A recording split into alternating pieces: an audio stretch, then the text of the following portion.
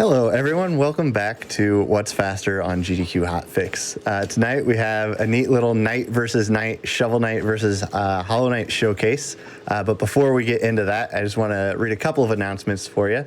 Unapologetically Black and Fast is coming up next weekend, I believe.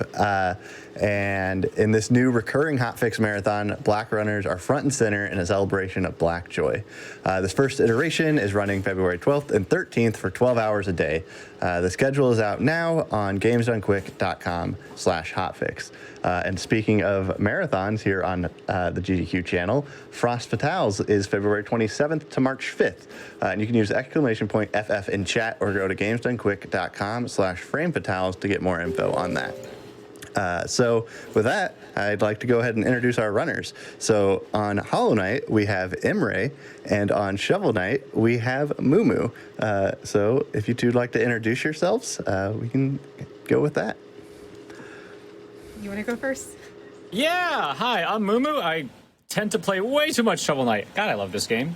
I have done quite a lot for this game, and I've seen you guys a lot. I've been on a lot of shows lately with you guys. And go ahead, Imre. So I'm Imre, and I am super excited to actually get to show this off finally for both this show and for Frame Fatales. 106% was my beginner category for Hollow Knight, so this is the most special category to me. I'm very excited. Awesome. Well, as soon as Mumu's done practicing, we can go ahead and get started. So Mumu, why don't you count us down once you're ready? I'm going. I have given up. That room is cursed. I'm never gonna get it. Okay. I am. Go. I don't have. Okay, I'm ready. All right. Well, okay, I'll count you down, I guess. So, 3, 2, 1, go. All right, so I don't know about Mumu, but my run is going to start immediately with some tech. We're going to pause for early control and then do an inventory drop.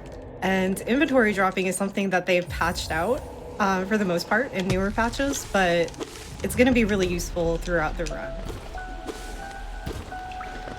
As for me, and a brief breakdown of what I'm doing any percent for all the knights, and they all handle extremely differently from one another.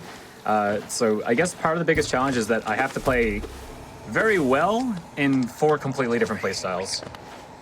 And I have to remember quite a lot. You also have to remember quite a lot for what you're doing. Yeah, I do have the benefit of the fact that I've been running this for 2.5 years, I think. It's been a while, so... Typically, when it comes to, like, any percent, it's the kind of category where it's like, oh, you know, you could just reset it, it's super quick. I don't really have that luxury. I'm still going to be going for, like, really stupid tricks that I had no business going for.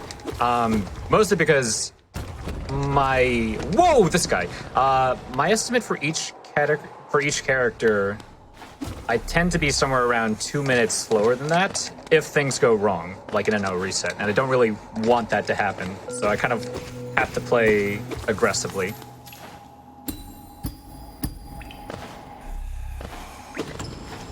Any percent's also like the way more optimized category, so all the strats that I'm going to be going for are kind of silly.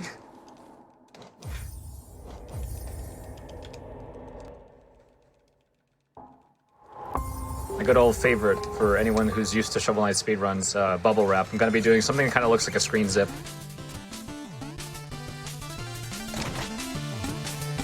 Oh no, I didn't go far enough out of the door. Unlucky. So I went out the door before I went get the Geo and the Charm, because it sets a hard save, but you have to go a certain distance out of the door, and I must have been a little bit short. Unlucky. Mumu, that bubble wrap thing was awesome. Thanks. It's a little harder than it looks. Well, we got some colorful knights going over here on the right side. Look at that. Yeah, so Shovel Knight is not normally this violet tone. I asked everyone for a suggest No, don't do that. I asked everyone for a suggestion for what color I should play, and you can just modify this stuff cosmetically. It does nothing, and anyone who runs this game is encouraged to do so for flair.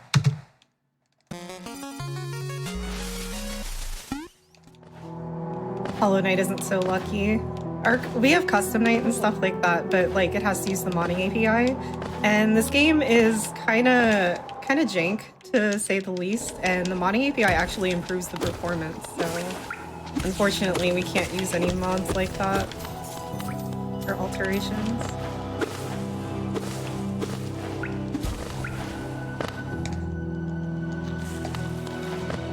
Interesting little trick in this room where I can gain some forbidden extra height. I didn't get it. It's only useful in that one room anyway. For some reason, if you press attack and jump at the same time while doing a screen transition, you basically get the benefit of jumping all over again after you exit the screen transition.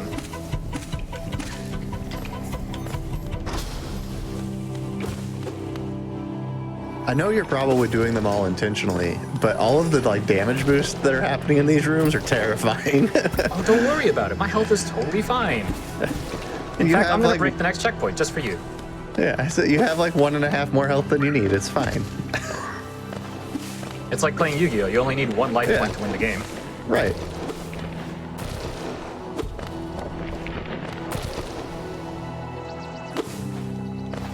Very important tech, having 2 directional buttons bound at the same time, which is possible under certain circumstances.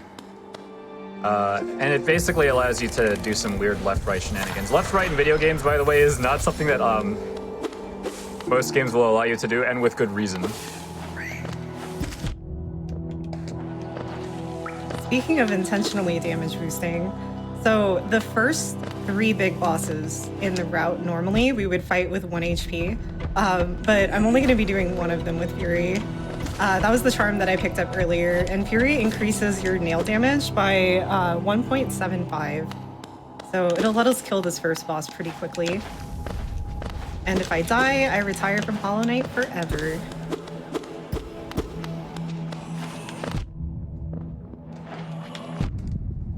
Okay. If I look extremely uncomfortable, it's because I'm trying not to scream while talking over someone. I definitely scream a lot while playing this game. But in the meantime, everyone's just gonna get twisted expressions of agony from me. Because now I have a heart and a half entering King Knight.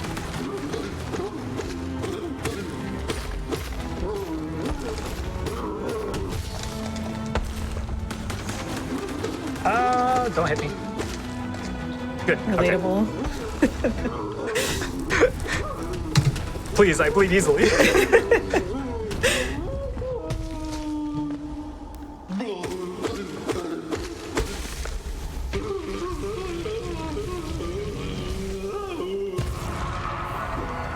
little bit about it looks like. Oh, go ahead. Go ahead.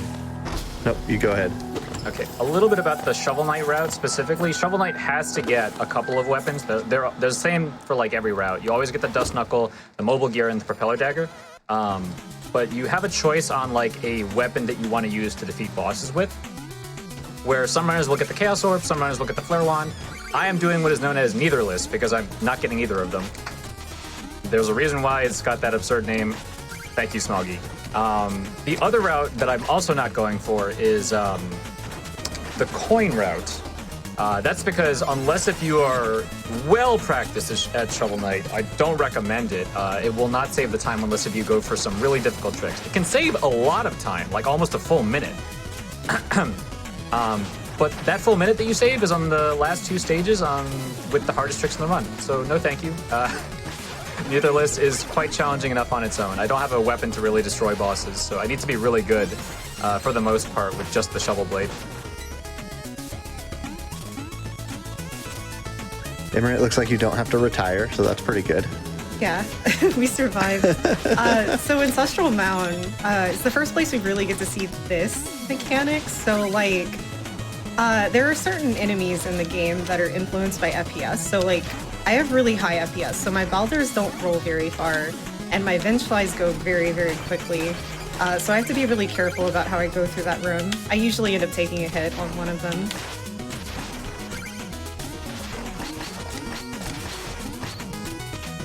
That was pretty good RNG too. So there's like a 50% chance that you'll actually get a baby Falter. So that was second spit.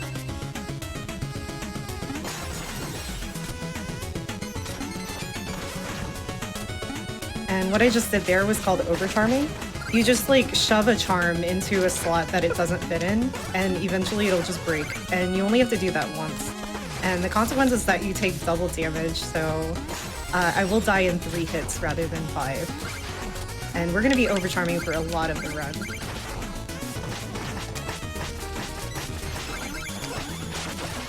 Okay, I have to wait a little bit longer. This is a dark room. I bonked on the underside of this platform that I was trying to get on top of. I didn't die though. Oh my goodness, you almost gave me a heart attack. There was a grunter right next to my head. I give this warning to everyone who comes into my stream these days because it's just like, I've been getting a little bit more traffic. I scream. Warning for headphone users for everyone for the rest of the night. That was your only warning, by the way. 4,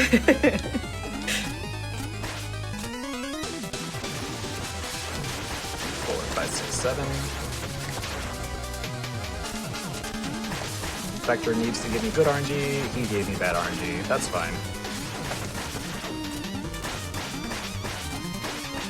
Please! The Spectre either teleports to the bottom left or the bottom right for the last half of the fight, and it costs you about 5 seconds to go for the backup kill.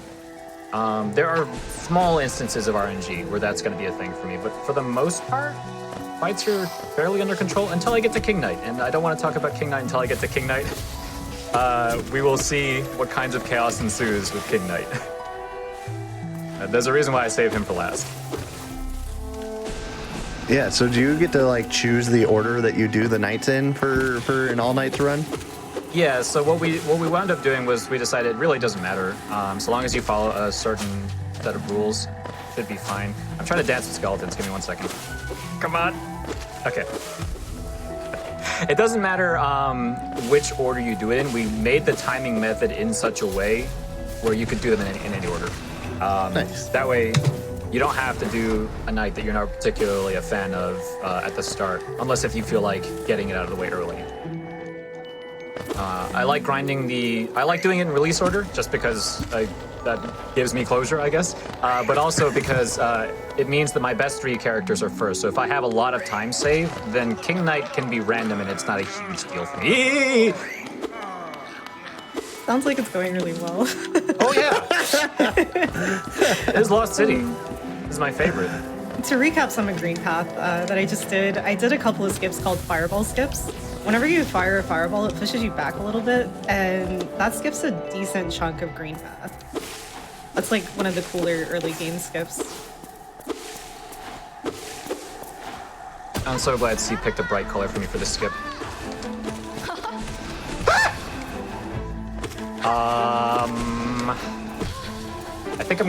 I think I have to wait. Steve is not helping me! No, I'm not putting my life in Steve's hand right now. Yeah, I definitely knew you needed the bright color for this. That's definitely why I picked that for sure. Thank you. Really helps me out.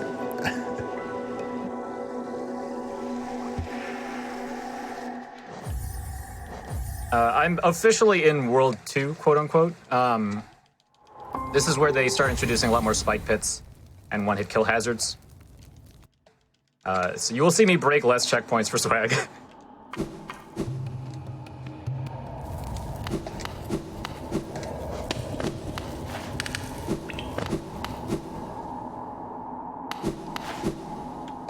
I am going to be making my first purchase, though, the Dust Knuckles. This weapon allows you to punch through blocks and enemies. You are invincible while doing so. And it is a slight speed gain. So I will be using it periodically, not just to deal damage, but also to save some time.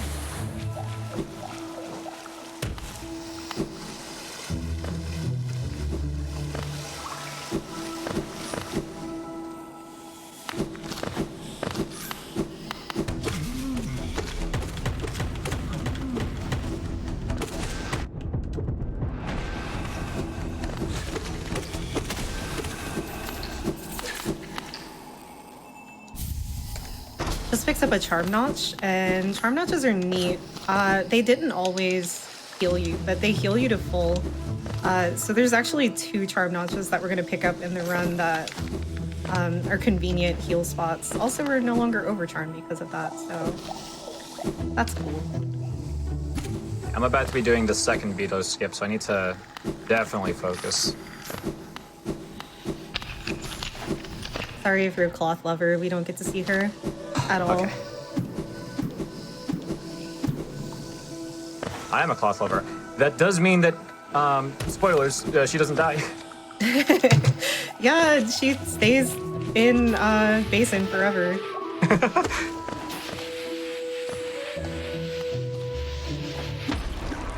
Okay, that's excellent. I was very, very worried about that skip. I've been struggling with it in my own normal attempts, so... also, this room right here is really interesting. Everything that I do in this room is part of a manipulation. No! So I got the first part. Let's see if I can get the second part.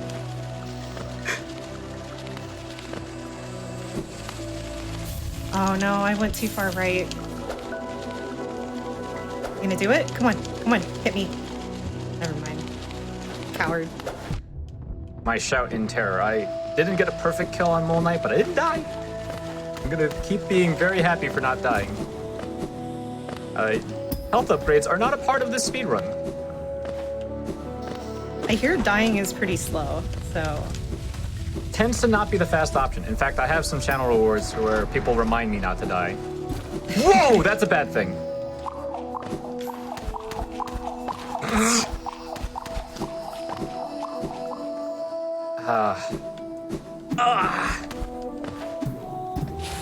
I'm being punished for punching rats right now. What happened there?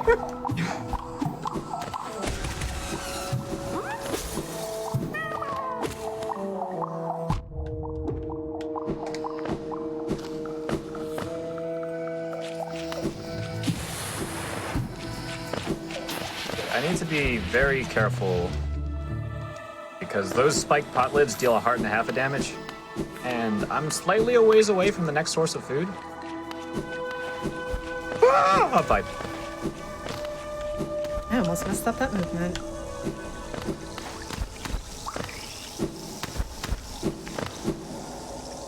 You want to trade spikes? I hear your spikes don't one-shot you. They don't, but you can get wombo comboed and they can basically one-shot you. So... There's this neat thing that happens sometimes in Hollow Knight whenever you land in spikes where you have early control and something can just kill you for no reason. Slaps the roof of patch 1221. This bad boy can hold so much spaghetti code.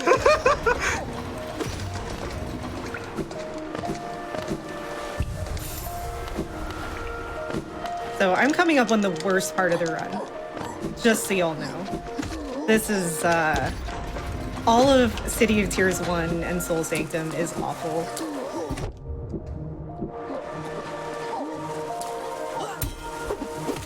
I will be approaching... Go ahead.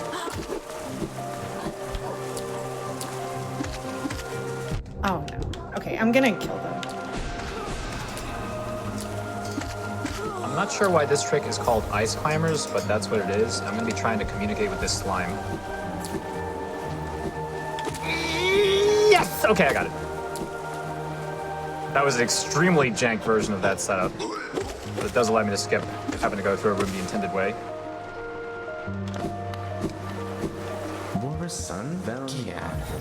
Go away. Okay. I think I have enough health. I'm gonna go for it. Plague Knight can teleport around quite a lot, which makes it very hard to finish the fight quickly. So unless if he really wants to put me in the dirt, I should be fine. Oh, what I just did there, that's a neat thing that they've kind of patched out in later patches called wall cling storage. You can go to, you can do it from walls, but you can also do it on gates like that. And it's a little bit faster. Neat movement tech.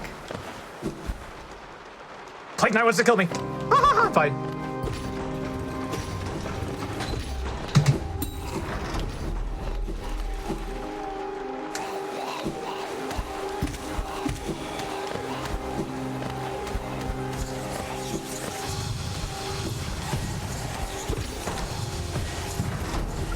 All right, so these are called Soul Twisters, and they're the worst enemy in the game. I'm gonna heal the full before we go into the next room, and you'll see why. This next room, we call it Hell Room, for very good reason. It has 3 of these, and they like to teleport directly on top of you. Like so. Thank you for the demonstration. Excellent. They're so helpful. Just like that. They just really want to give you a big hug. Yeah, a hug. I just did my second shopping trip and I covered the inside of my armor with needles. The benefit of that is that I get more magic. I don't know why, but now I also take more damage. So everything deals technically 1.5 times more damage. Things that deal 1 hit now deal a whole heart. Things that deal a whole heart deal a heart and a half. And I also got Charge Slash, which is, it slows you down while you are charging, so it is not something you use literally all the time. You don't just like charge while you're doing anything. You have to do it very specifically and intentionally.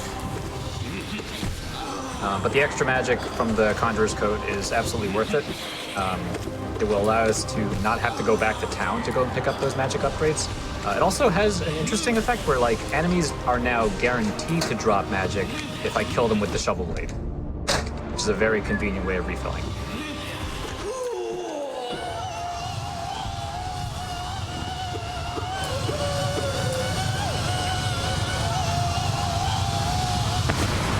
That's terrible.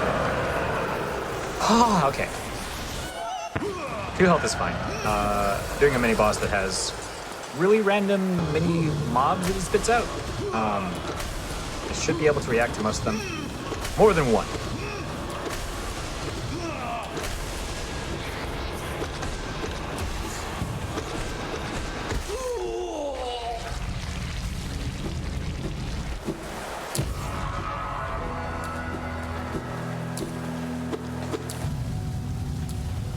Why are you so far left? Why are you so high? So I just got the second spell. That's normally the last boss we do with Fury, by the way. You saw how much he teleports? It's terrifying. That's usually a huge reset point in like an actual attempt.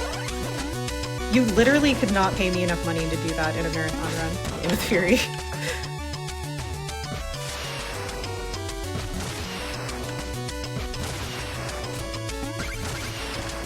I'm gonna go for something once.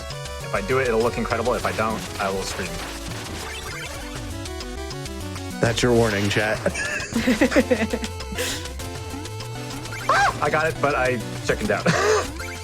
You can jump on a falling anchor on dry land. A lot easier in the water! I say that, and then I die. I just got a basically RNG trick called Fake Dive, where you break the floor without actually going through it, and it saves a ton of time. So that's awesome. I did make a word that I would not skimp on tricks, just to keep it interesting. But I don't want to go for that kind of time loss again. I am pretty far behind because of my mistakes, so you have plenty of time. Treasure will make sure of that.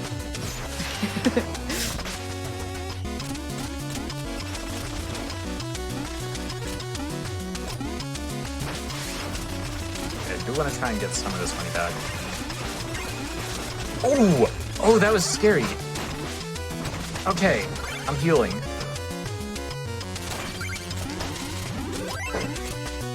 Any guesses to what Shovel Knight's weakness is?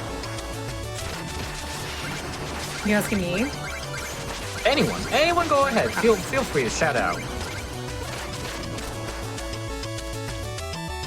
I mean, That's not my I'm trying night to of think of things that shovels are not good for. If you said it was an anchor to the face, you'd be right. Oh, okay.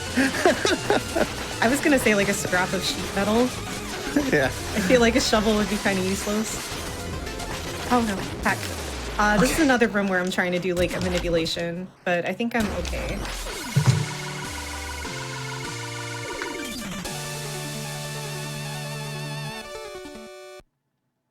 I'm going to be going for a kind of weird-looking trick, and this is the first time I can go for this. In the dream sequences, you want to try and catch Shield Knight immediately to end them. And the way Shield Knight spawns is either after a certain amount of time or after you hit 0 HP. So I'm going to try and knock Shovel Knight out as soon as possible, but I'm also going to try and do that at the top of the screen. The game doesn't quite like it when you do that, so pay attention to Shovel if I get this trick. Got it! The Slinky Slide, bye! Ooh, nice.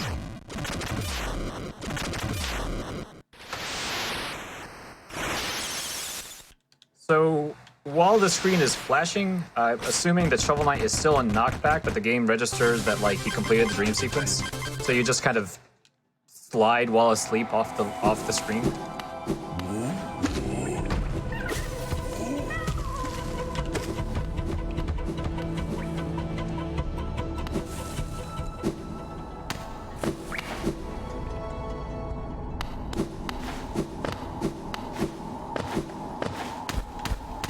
Yes, one of the benefits of the color code that you kind of picked out, see, is that it makes my knuckle like half purple.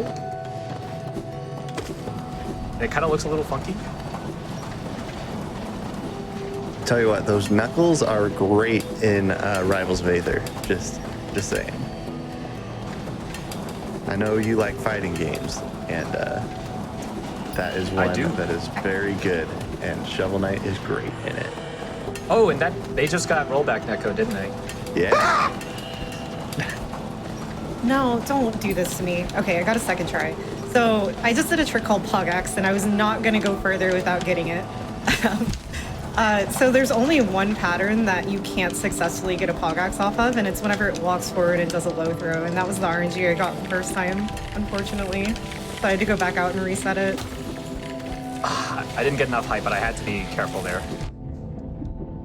Because I am one hit away from dying, and I don't technically... No, I do have to... Food is not really near me, so I have to be careful for a while. I'm gonna go ahead and heal, because TPX can be a little bit scary. A lot of it is cycle-based, so if you mess up even a little bit, you tend to get hit or punished. Okay.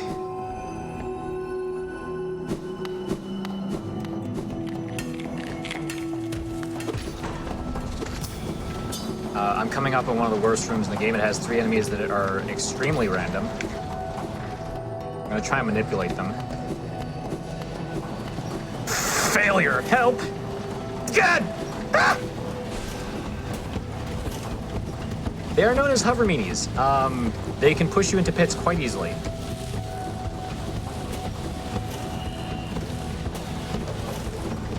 Oh, wait! Underplot for the fans.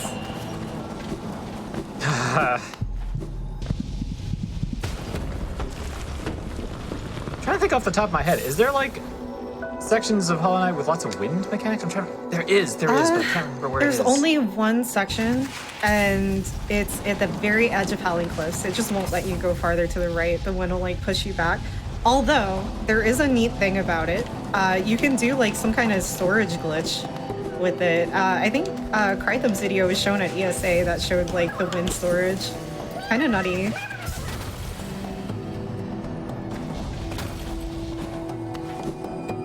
I wish I knew more about glitched Hollow Knight. The glitches in this game are absolutely wild. In fact, our all glitches category is now under 5 minutes. Whoa! That is definitely a glitch game. Yeah, it really is. Yes, okay, I got the 1 cycle wind tunnel. These dreams are terrifying. They are kind of covered in those very lovely spikes I was talking about earlier.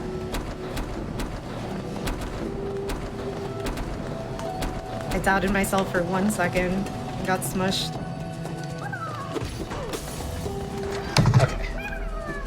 On the propeller knife fight. This is one of the more notoriously difficult ones.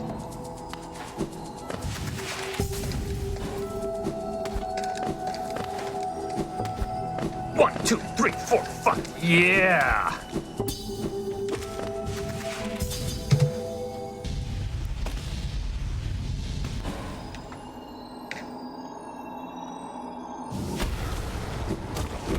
I only have one more shopping thing that I need to do, and thankfully, the needlerless route that I'm on is pretty lenient on money. That's why I haven't been going back for money bags in general. Just making sure that I'm not completely broke. But as long as you don't die too much, it's pretty fine. Picking up my last weapon in this stage, and that'll be it for Shovel Knight, and then I just gotta kind of just go through the rest of the game without dying.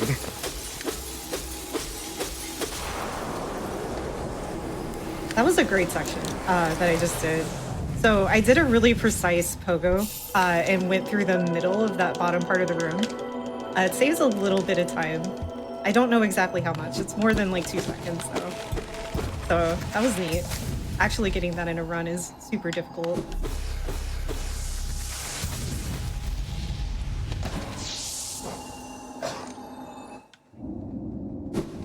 I gotta take my small W's for later whenever the game decides to be meaner. Oh, the game can smell our fear. Yeah, it sure can. That's why I just grabbed this checkpoint.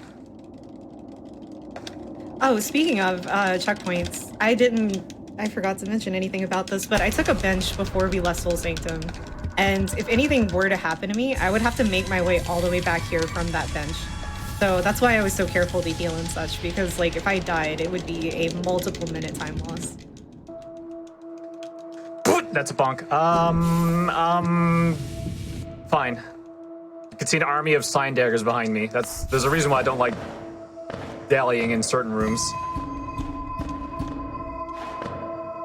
You give the game a chance, it will swarm you.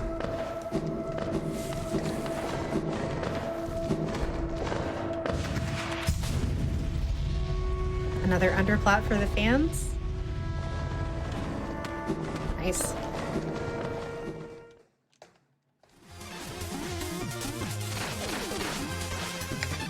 Ooh, I barely have magic. I don't like farming sign daggers for magic. Please, no bully!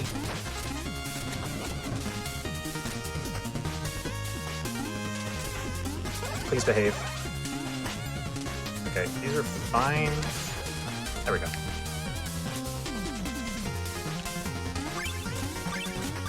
So you're not supposed to be able to just C-dash away from Seer like that, by the way. That's one of the things I need my loadless timer on for. That way I can see when the timer starts moving again, and I know whenever I can start the C-dash. Ooh, that's not good. I might actually heal that.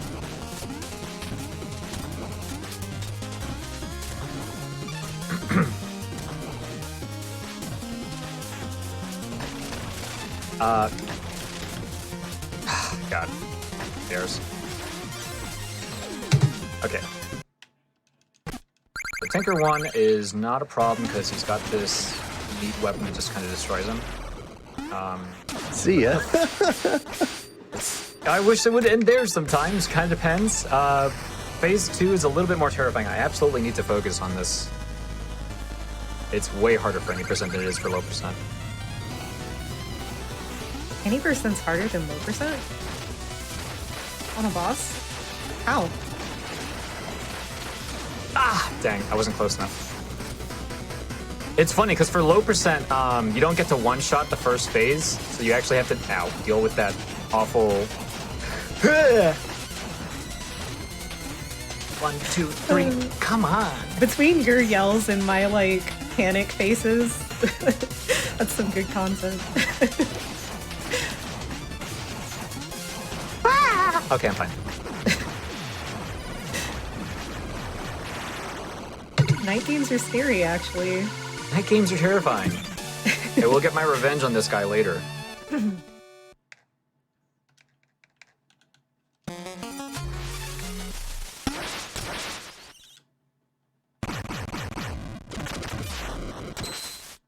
While you...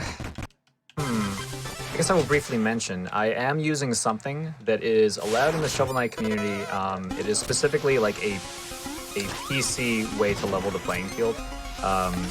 Because PC and Wii U. So if you really like optimal speedruns, get your Wii U's out. They allow you to instantly swap to certain weapons. Ow. If you use the gamepad on the Wii. On PC, you just have to press numbers on the keyboard. But we want to make sure that people who are playing on controller don't feel like they have to play on keyboard. So I'm using Joy to Key, which allows me to bind some of the weapons to my controller. It's a feature for the keyboard, so there's no problem with runners using it on controller like this. Shovel Knight doesn't use that many weapons. Whoa! And it's typically not a huge deal for any percent. For other categories, though, that tend to juggle a lot more weapons, it is a very nice benefit to have.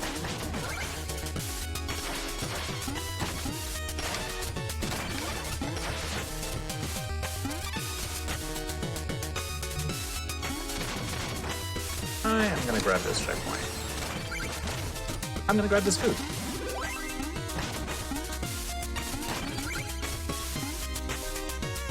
Magic is really low.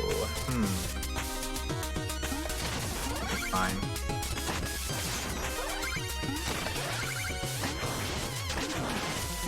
Yeah, I'll be fine. I'm trying to keep one of these ghosts alive. No! One of them came down a little too much. Oh well. So I guess we're not getting this early control either. There's a couple of points in the run where you can get an early control by letting an enemy hit you. And as long as you're not invisible whenever you have early control, we consider it a minor glitch.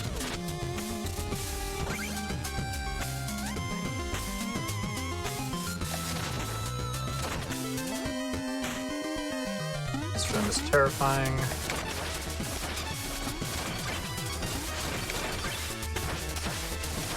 Okay, my health and magic are looking good. I'm just gonna go for Polar Knight. This is one of the hardest kills for this character.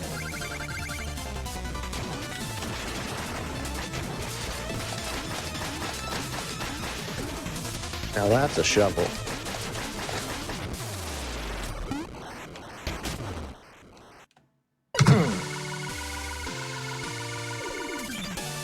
That one specifically involves, you can see my controller display. That one specifically involves me holding left and right at the same time. The way I'm doing that is with a claw grip, where I have my left hand, I have my left index finger on the D-pad and my left thumb on the left joystick.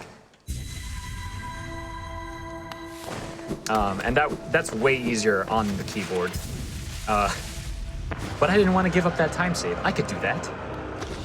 This is our first dream boss, by the way. We're gonna have to fight a couple of these because the category that I'm running has to ultimately ascend Seer, which costs 2,400 essence. So we have to fight a bunch of these big bads. Yes.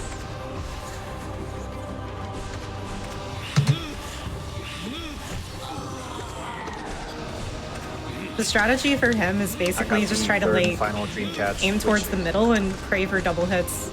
And if he doesn't want to get double hit, then this could be slow.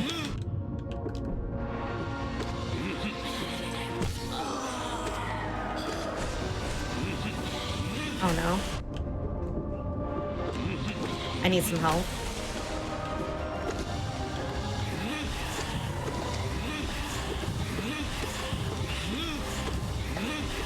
I managed to get the third dream catch, which was a little bit weirder than the second one. I am now in, please go away, the tower stages, basically like the Dr. Wily stages. So they're going to be throwing everything at me. The levels are a lot less forgiving.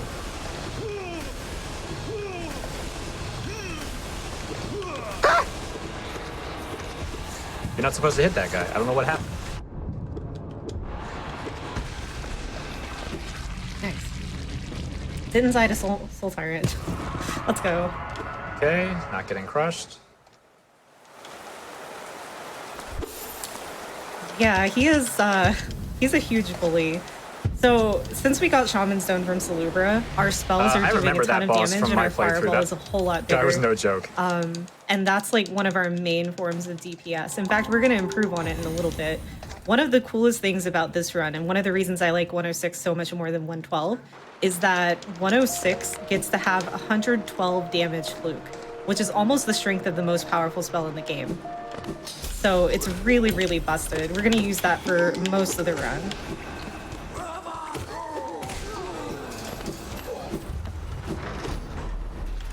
We're on our way to get that right now.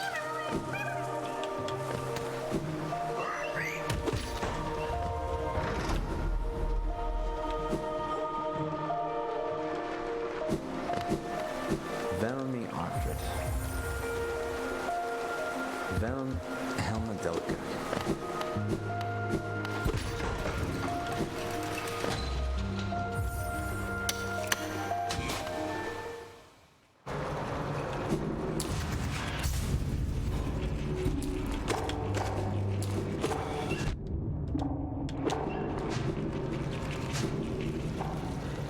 Okay. All right, we're going to pause real quick, just to. Oh, yeah, we're gonna pause and try and fix some technical difficulties on our end.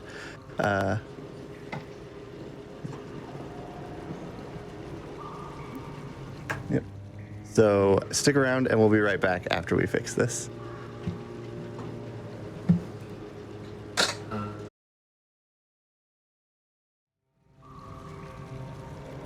All right, everyone, welcome back from that short little break we had. Before we get back into it, just a couple of announcements.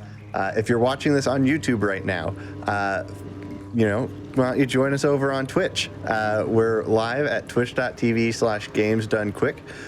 Most weeknights at 7 p.m. Eastern, and most weekends at 1 p.m. Eastern.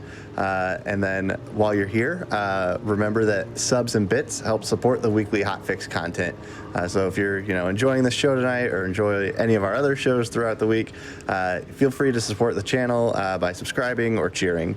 And with that, I think we can go ahead and get back into it. So if you're both ready, I can count us back down.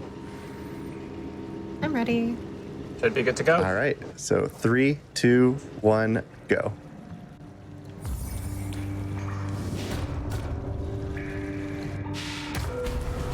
So, Imre, I saw a question in chat quite a while ago, but I'm going to ask it now. Are you playing on a different version or a different language? Sorry, because of speed reasons? Yeah. So all three of the Asian languages are much, much faster. They basically load the text instantly. So you can mash through it a lot more quickly. It's just Chinese has the least characters, so we usually play in Chinese.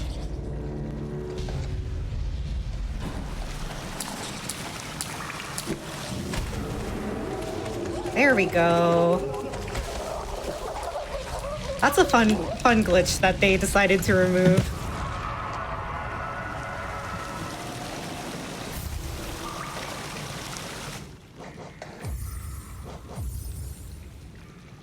Okay.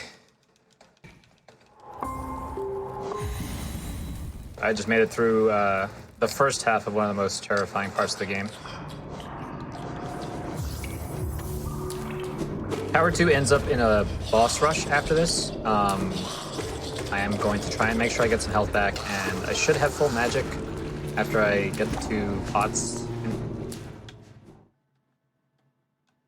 this room.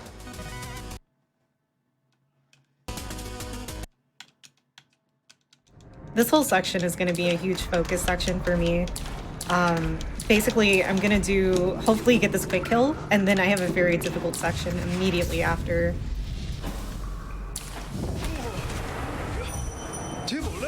You have to do a very specific damage rotation in order to actually get this. Nice, I got it. So that's a Dung Defender. He doesn't get to breathe.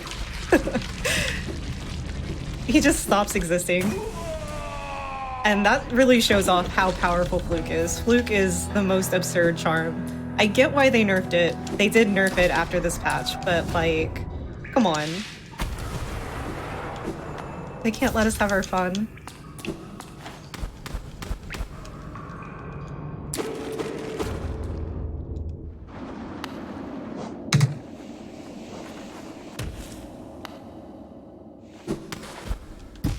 Okay, so this is the Yzma section. I am already messing it up.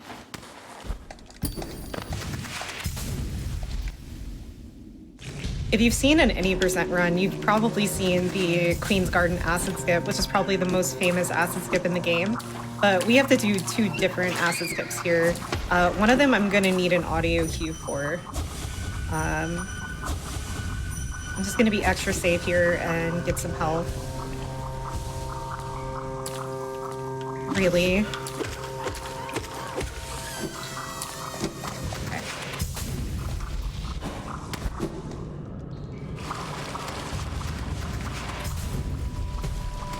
Nice, I got it.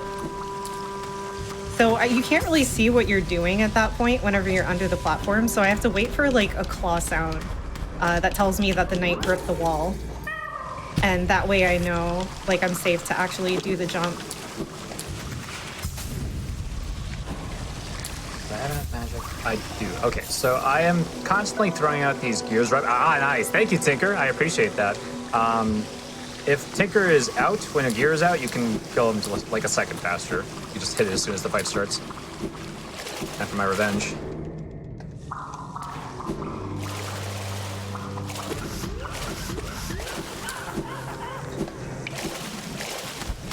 Yeah! Ooh, hi Mole, perfect.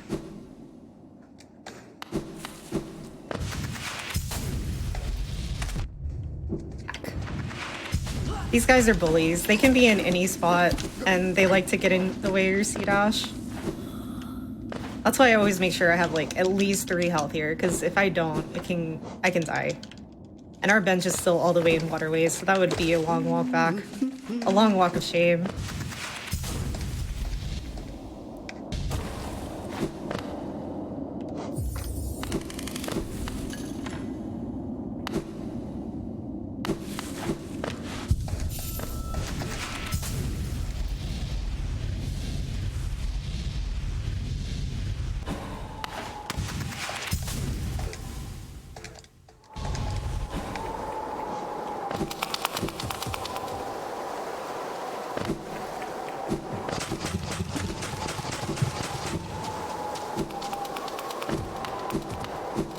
So these enemies are for the most part RNG. There's only a couple that can actually hit you.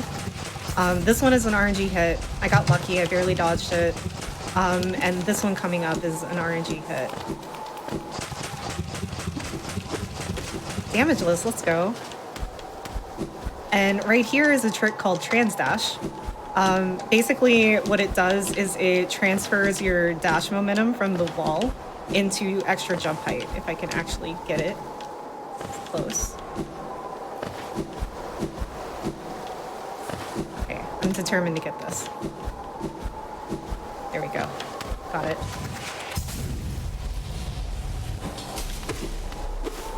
I'm approaching a very cursed room. I have been practicing it a lot because I don't want to die here.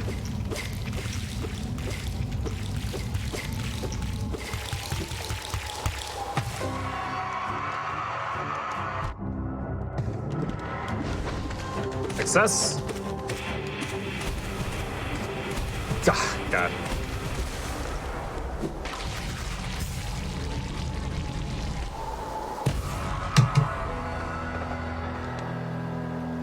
Oh yeah, that was a boss I just fought. Fluke makes every boss super trivial.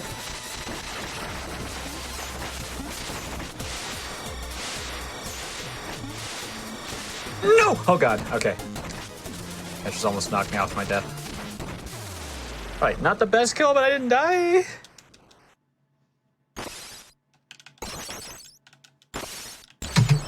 Went for a backup kill where you chase her under the floor. You can kill her during dives, but her dives are extremely random. I conveniently saved just enough magic so that I could jump a little bit higher, catch Shield Knight in the air. I'm almost done with the Shovel Knight campaign. I'm going to immediately run over to Plague Knight as soon as I'm done here.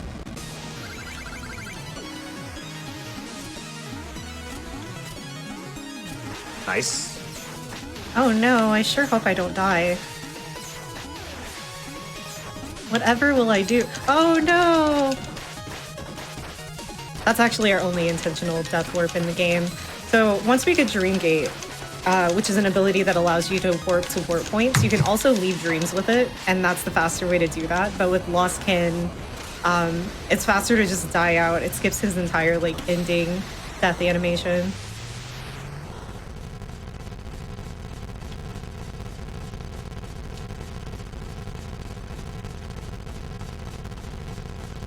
I see someone asking in chat, is Shovel's campaign the fastest? No, that would be King Knight's. Current record for King Knight is around 30 minutes. Whereas for Shovel, it's 42, I think? It's up 42, just barely, which is wild that it's that fast. On the server, we try to have accolades for people who get really good times, and the time that we ask everyone to shoot for at most is sub 45 for Shovel Knight. Beyond that, you're just you're doing you. Good job. Proud of you. Smoggy and Applesauce are actually killing it right now for any percent. Smoggy is nutty. He's the only one I've actually seen run Shovel Knight before. And honestly, a lot of the movement looks very difficult. Yes. The movement is absolutely the biggest chore in this game. It's very impressive. Meanwhile, Hollow Knight, like there's some tech in Hollow Knight, and some of the movement is a little bit difficult, but like for the most part, it's a pretty lenient movement game. What you'll die to mostly as a new runner is like bosses and things like that. Maybe an acid skip. I tried doing some of those acid skips just for fun. And no, they're not easy, not even remotely. Yeah. The one that I did to get to Yzma's tier early is probably one of the hardest ones because of the fact that you can't see. QGA is notorious though. That's the one that's in any percent, and it's super duper precise.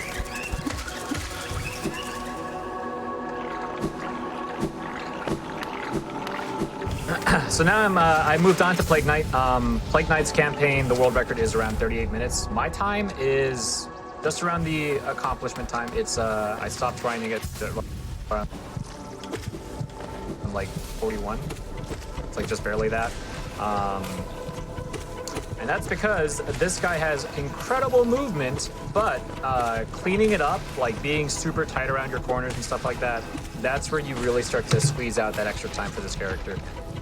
Doesn't fight anything at all like Shovel Knight. So I have to do the same stun lock that I did as Shovel Knight, but like with bomb throws.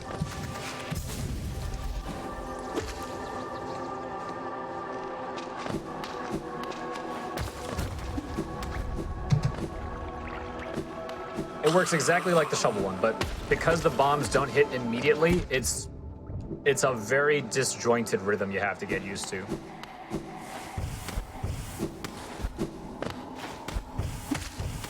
This is a really cool boss fight coming up, by the way, in this specific category, because this is something else that they patched out. They made it on later patches to where if you use a second D-Dark, it cancels the iframes from your previous D-Dark. But on this patch, we can just kind of chain them together.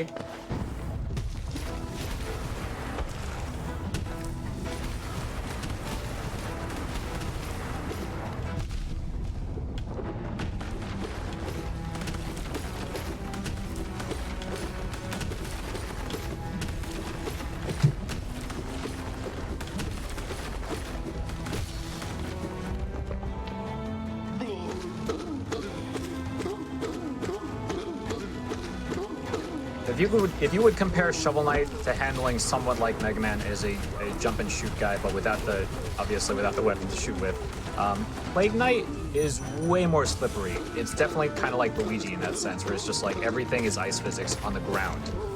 In the air, you have so much momentum that you do have to fight it quite a lot, but for the most part, you're flinging this guy all over the place. Burst speed is one of the fastest bits of movement in this game. And all the level design is basically still Shovel Knight's, so it kind of feels like cheating once you know how to control this character.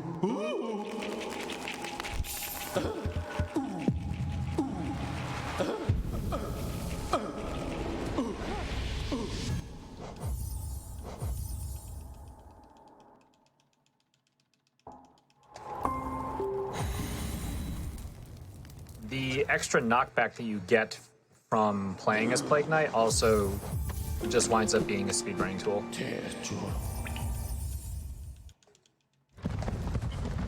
Oh, all right, so we fought the 3 big dream bosses, and so now we have enough essence to actually get our dream gate, because it's an upgrade to your dream nail. So soon, once I finish all of this text, we'll be able to teleport places by setting a warp point, which is going to be really useful for routing. Also, at this point in the run, now if I die, I'll usually be close enough to a dream gate that it won't be a huge deal, with the exception of one part that's really terrible. So we have a new runner, or a newer to the scene runner, named Scruffy, who now has the world record in this category with an absurd time of 221. And he's done a lot of routing and timing, so a lot of the stuff I'll be doing in the route I'm pretty new to myself, just because it hasn't been around for a very long time. And some of it's actually very difficult, so it's a really impressive world record. Oh, that was Dream Gate. I was too busy daydreaming about the awful part of the run that's gonna come up in like 40 minutes.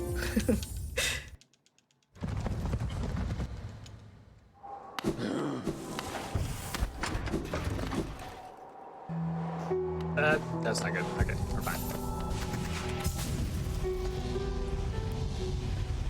So while I mentioned that Shovel Knight has a lot of shopping to do, because of the route that I did, it wasn't really difficult to get the money for it. Unlike Plague Knight, who basically does no shopping, but the shopping that he does requires so much money that I need to be as greedy as possible. Every single stray gem needs to get picked up.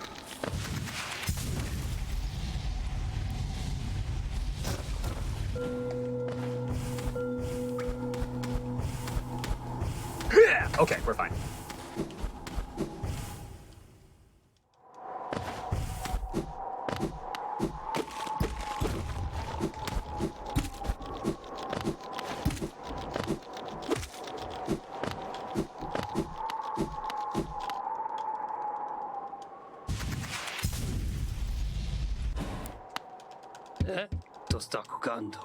Alright, so this is our first nail art, and this is the most important nail art. There's a lot of neat stuff we can do with this. So the first big thing is that every time I go through a loading zone and I need to use a nail art on the other side of it, if I start charging the nail art in a load zone, it will charge significantly faster on the other side of it. And the other thing is that we can use it to do a couple of animation skips, which I'll show off in 1 minute. Right after we get Gorb out of the way. Gorb! Really hard fight in the speedrun, to be honest. See right there. Yes! And then you can also use Cyclone to do fast falls like that. But here's the good one. So we're not invisible, so this is a minor glitch. We use the momentum of falling using the Cyclone to just like inch ourselves closer to the door. It's a really cool skip.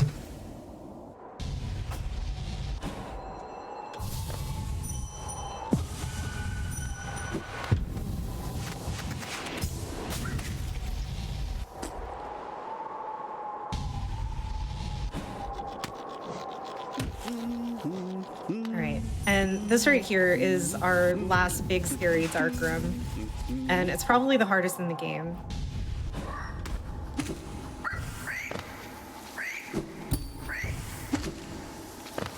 Alright, beautiful. I think I'm safe.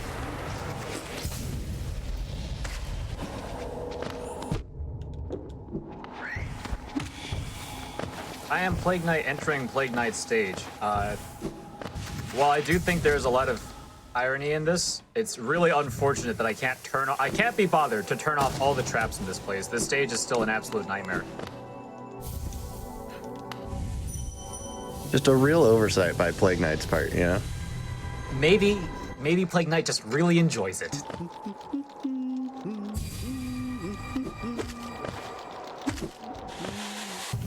This stage does have global cycles. These pot lids particularly are the global cycles.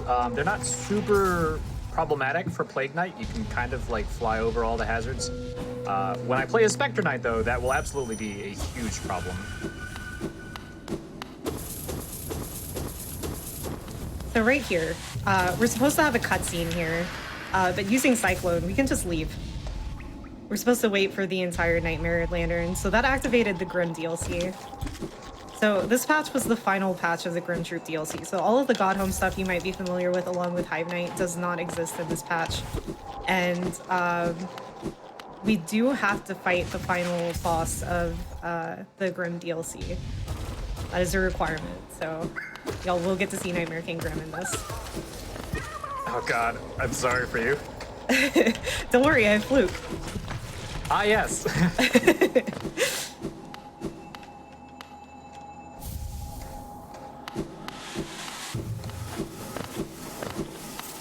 I need as much of this Geo as possible. He was in the way. Fluke makes me think of that one Avengers meme where it's like, you can't stop me. I know, but he can.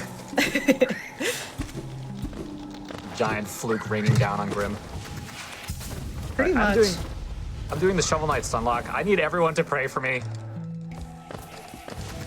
Part of this kill is getting your health super low so that he doesn't actually use the phase locket, which will save time and also make the fight far more manageable. And yay, he's gone!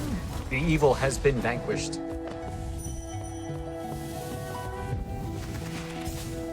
Because Shovel Knight's AI is supposed to be somewhat like a player character, that can be an extremely difficult fight to keep under control for a speedrun perspective. It's not a lot you can do other than stun locking him.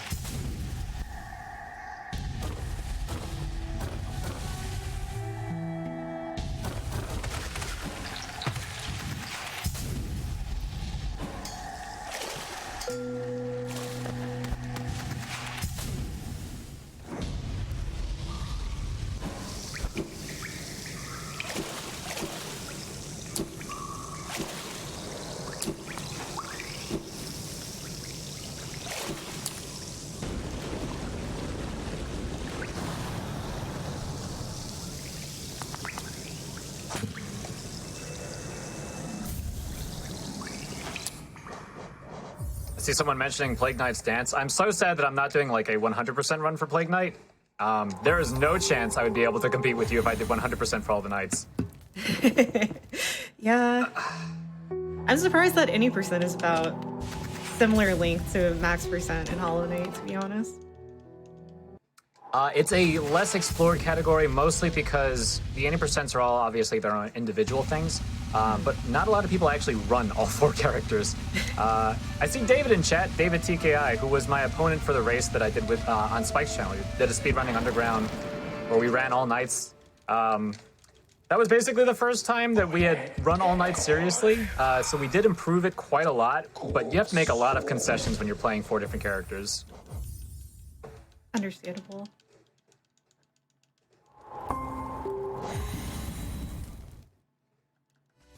So I know you talked about King Knight being your least favorite earlier, but did you tell us who your favorite knight was? That's a toss-up between Plague and Spectre. Everyone probably knows me for Spectre, if anything, because I actually had world record for the majority of his categories back when the game was fresh.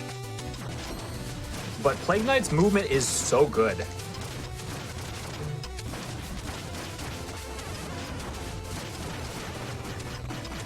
So it basically comes down to which category you're asking me about at that point. And my favorite is 100% for Plague Knight, New Game Plus for Spectre Knight. Gotcha. Both of Nice which are... culprit. Sorry. Both of which are categories that really bring up heavily why we allow people to use Joy to Key, because you're using every sub-weapon. So it's basically like having an 8-button video game.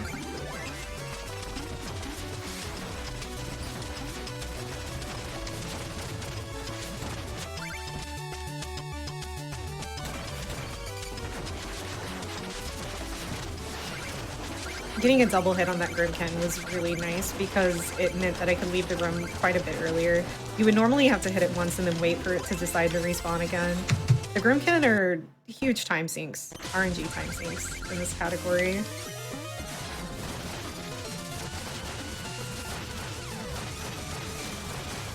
No, not the ceiling.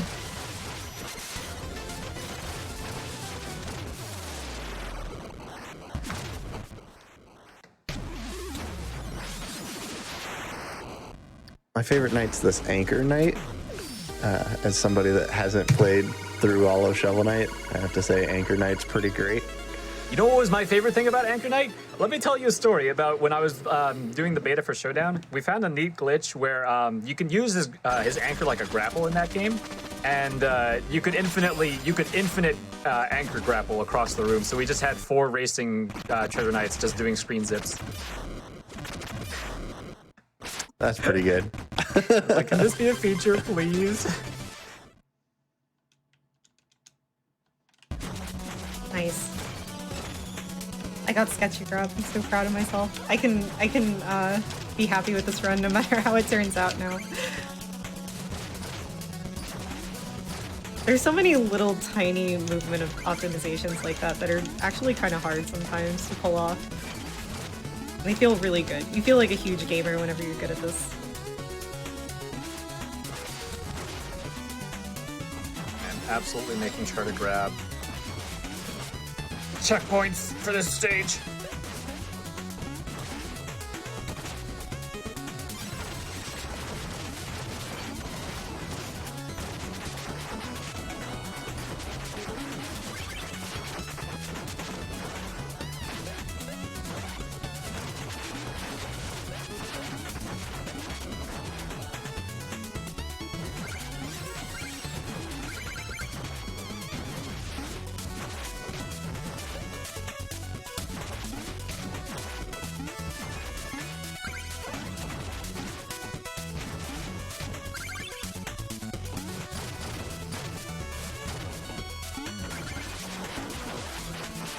So if you're not familiar with Hollow Knight, a lot of our mid-game routing is going to be influenced by these Rimken, and we have to collect 3 flames of each tier in order to progress through the charm and be able to reach the final boss of it.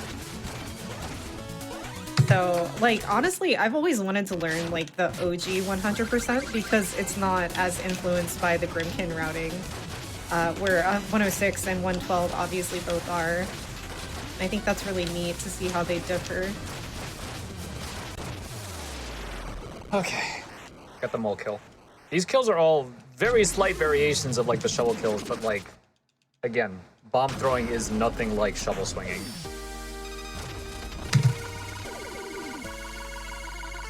That will be changing soon. I'm about to finally make my first purchase all the way in World 3. Plague Knight has a, ranged prowess. Kind of funny that one of his best weapons is a melee weapon. The Staff of Striking, or Slapping as we sometimes call it.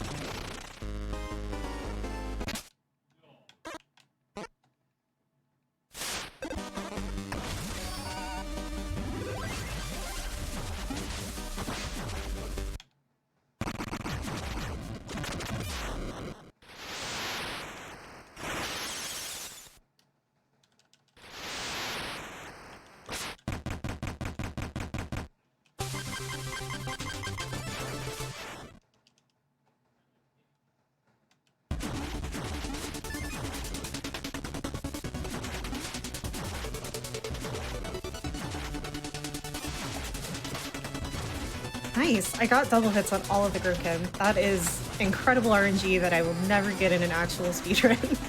That isn't a marathon. But of course, that's just how it works. It sure is. Yeah, so this is a really good start to CPX 2. CPX 2 isn't as cycle-based as the first CPX visit. We're mostly here to do cleanup and finish fighting these other bosses. Hollow Knight, I believe, has 46 total bosses on current patch. I don't know how many on patch 1221. It's a lot, though.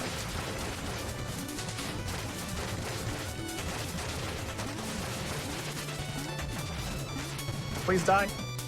Thank you.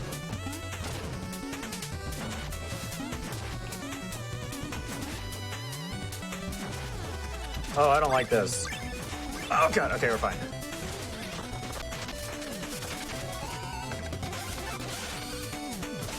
Right, so now I have the staff. I don't like this! Oh god, I'm fine. Not even Plague's Bursting can save him from the wind of this stage. which is why there's a very specific setup to get past the Jawas in this room. And hopefully it goes better than the shovel one did, please. Thank you. Freedom.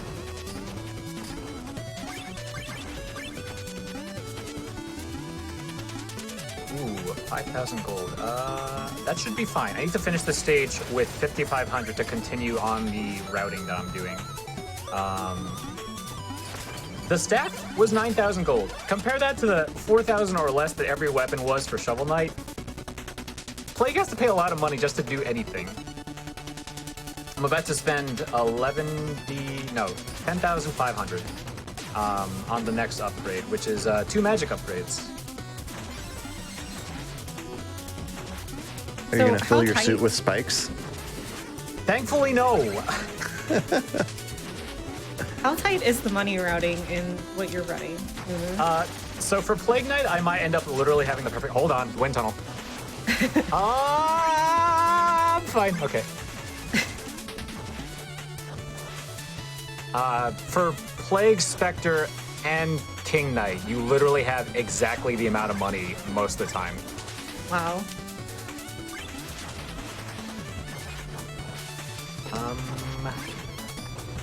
Okay, cool.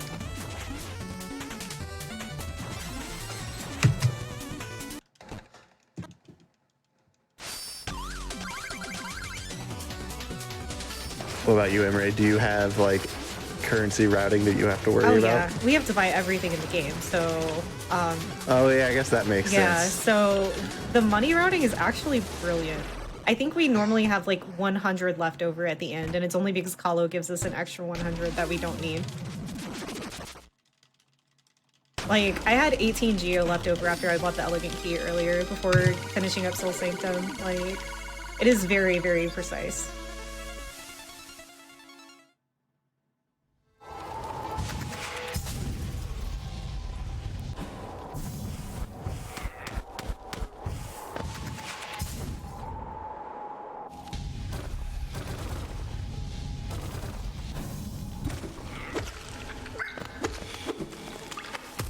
Plague Knight has to fight Black Knight 3 times. For Shovel Knight, you can actually skip the second encounter if you play fast, but it's a forced encounter for Plague Knight.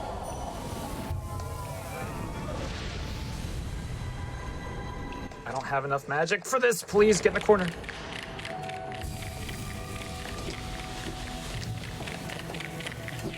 So this right here is new routing, and I kind of got nervous because I forgot. I was like, oh no, my Dream Gate is still in Sea Peaks, and it's like, wait. Right, this is supposed to be this way now. Because we used to get Deep Focus like just before the Crystal Guardian fights, and doing it after this is somehow pretty fast, so interesting routing choice.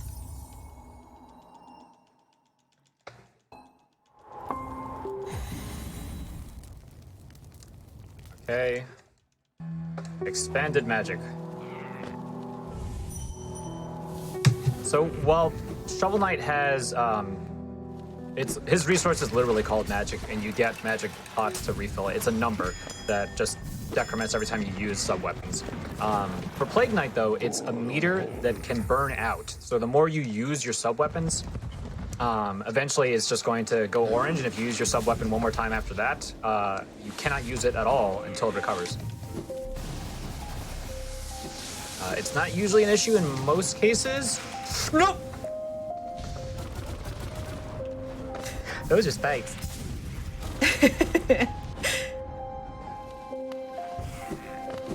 So one of the biggest problems with Plague Knight is knowing your burst timing, because if you don't get a burst when you need a burst, you usually die.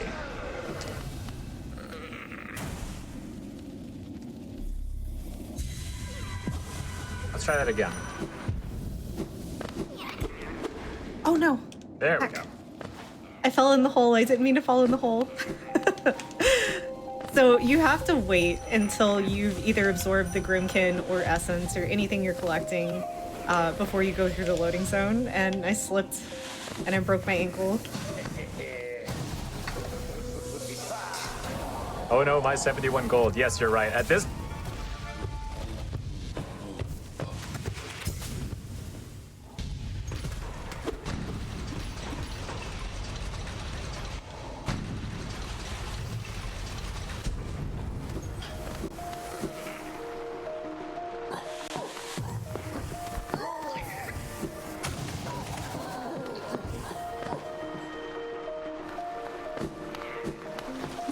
I really love this arena, and I hope I do it correctly. This is an example of an arena that was found by someone who primarily did rando. And came up with this strat to just like sweep that arena that fast. It's absolutely nutty. That was found by HC Wesker.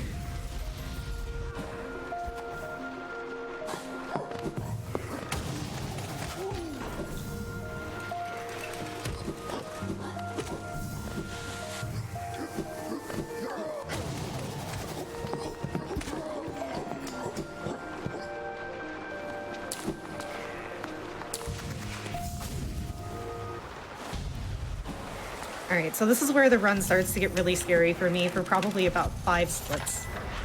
I'm probably gonna try not to talk too much during most of this because I'm gonna be overcharmed and there's a lot of very scary things because we're doing a lot of later game areas with 5 health and overcharm.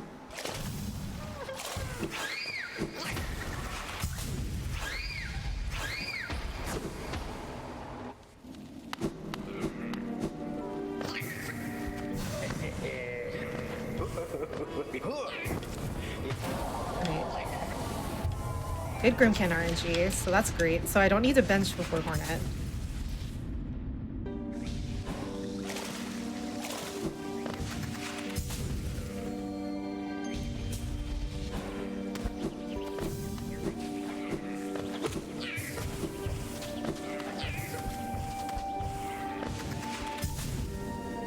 I'm glad everyone's finding some levity in the amount of gold that I lost being attached to my internet.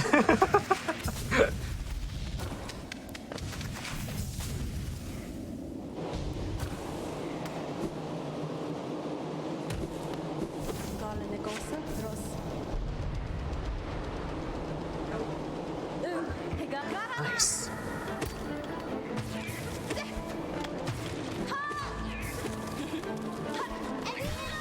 Oh no!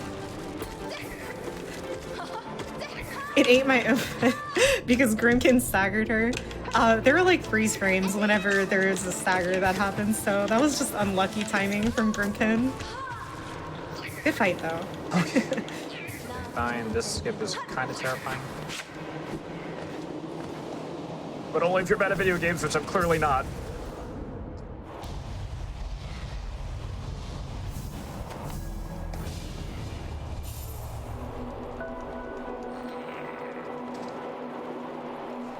Notable liar, Mumu Akai is taunting the video game.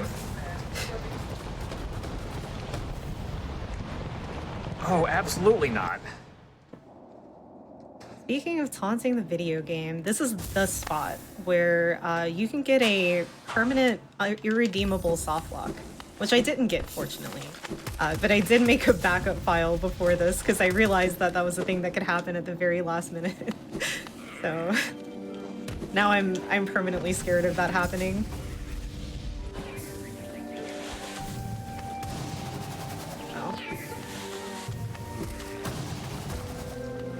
You ever just start your ability too early? I'm about to be tested on that as I fight Tinker. It's a very tricky quick kill. I would love to get. It's not super consequential if I don't. Ah, dang it, so close.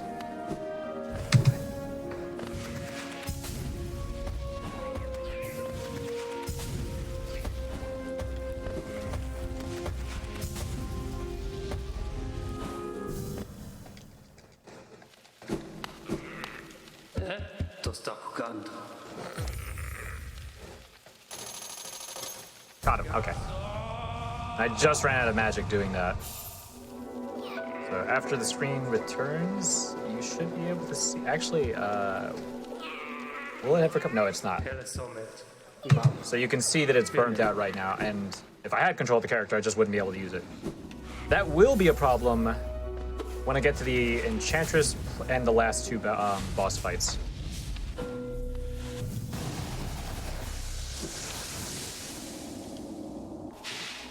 And absolutely when I get to boss rush, where I have to fight all of them all over again, so managing my power source is going to be crucial to whether or not I can actually do the kills.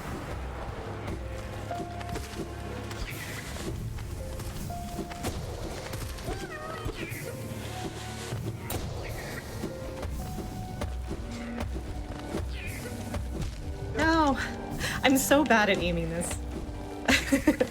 You'd think by now, like, I would have gotten at least a little bit better at going through that spike gauntlet, but alas, it never gets easier, turns out. Yo, I see newbie! Also, I saw someone kind of asking about like how long each night takes. Yeah, they all get progressively faster, oddly enough. Like, release order is also the order of like time it takes for each of the campaigns. Ow.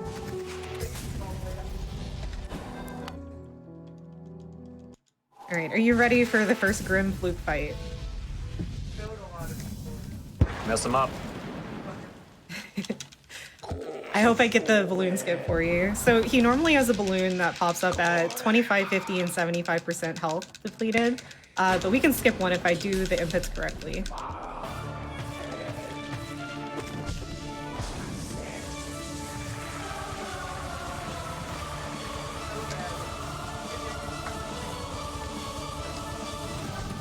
Okay, okay. Oh, I think I messed up. I missed one. Unlucky.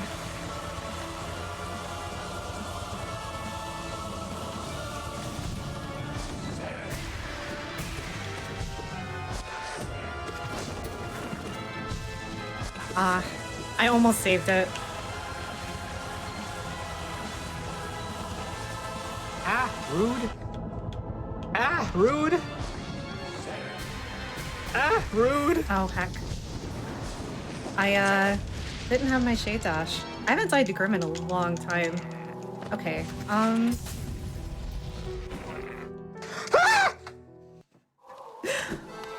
found a pet. Muma just screamed for me. Delayed a You're little welcome. bit. I need to go get Soul. I can't do this fight without Soul.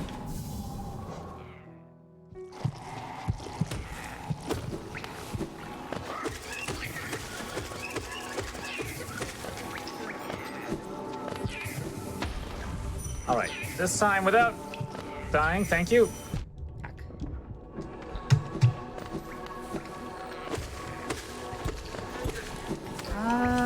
Is there one more enemy in here?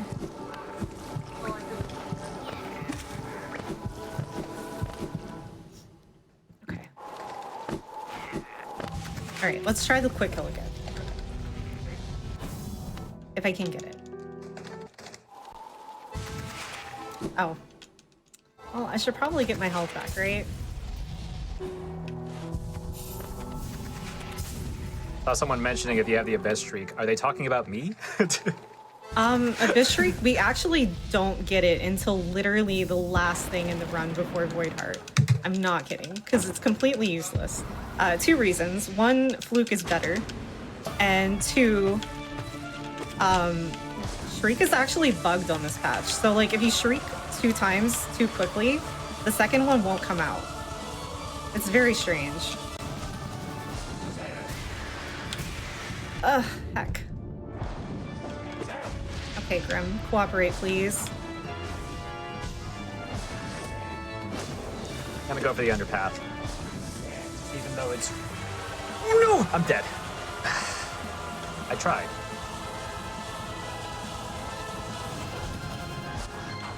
That was unfortunate. The underpath is technically faster, but it's also got a really difficult damage boost you need to line up or you die.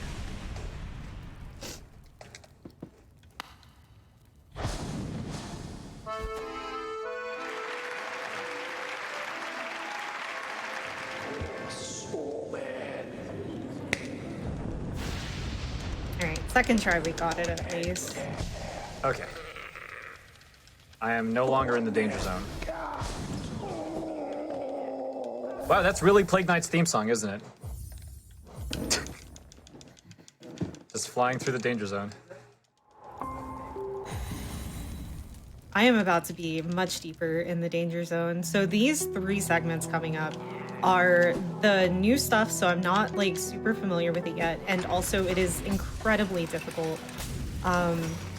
There are enemies that can hit me. I need to make sure that I stay at full health throughout all of it, and there's also a lot of difficult movement that I'm gonna have to do. I have to lower my health.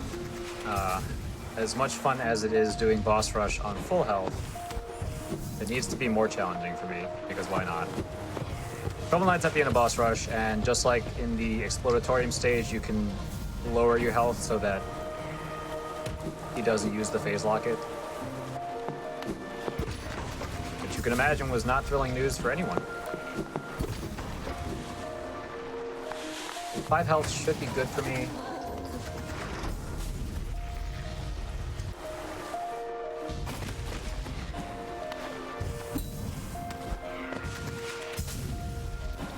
Velmi Arcus. Oops, there we go. All right. Velmi Arcus. Cacheo. Velmi Arcus. Polar first, that's not a big deal. Cacheo. Velmi Arcus. Oh, Velmi Arcus. Oh, pop. In fact, while boss rush is kind of a completely random order, the only one that kind of sucks to get first is treasure. That will actually cost you time.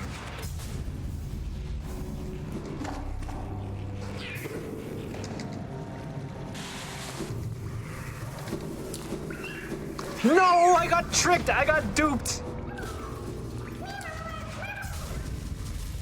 It is extremely tempting to take a lot more incidental damage now.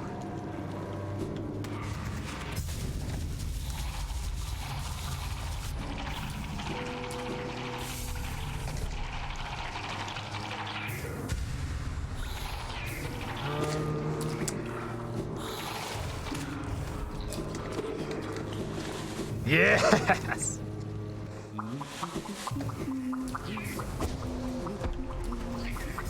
Technically, the fastest source of damage I could take is from anchors from treasure.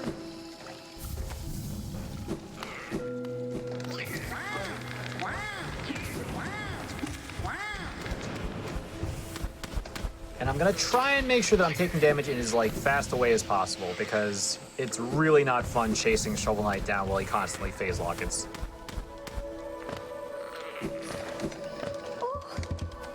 All right, so I did the first extremely difficult part, damageless, including that spike drop. Just 2 more hard parts left. So we're finally going to go fight Mantis Lords. We opened the gate like the first time we were here, and it's actually much, much faster to fight them, like, obviously after we get Fluke, so... And we need to come back here for other cleanup stuff anyway, so...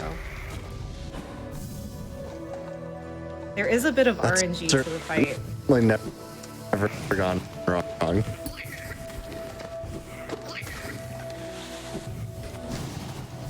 This king fight's going super bad. No, the horns of shame. Okay, well my health is now in a good spot, so I can just kind of...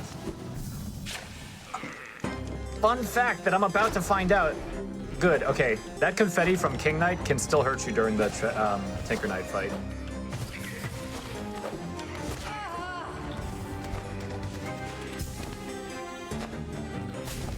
Right there was a manipulation where if you land on the wall and C-dash across, one of the mantises will always be directly across from you. So you can just kill one of them instantly. I absolutely have to focus this.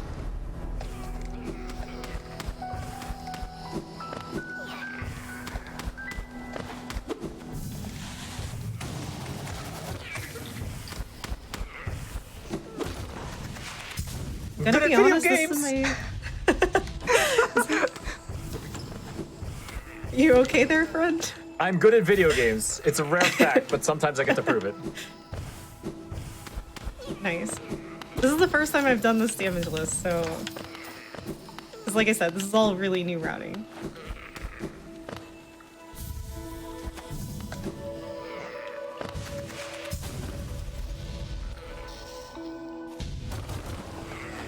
Yo, nice. Okay. That was a pretty good, an 8-second timer from when you skip the shovel text box to when you get to skip the Plague Knight one. Grabbing walls is hard. I will have the opposite of that problem when I get the Spectre. You will get stuck on walls very often.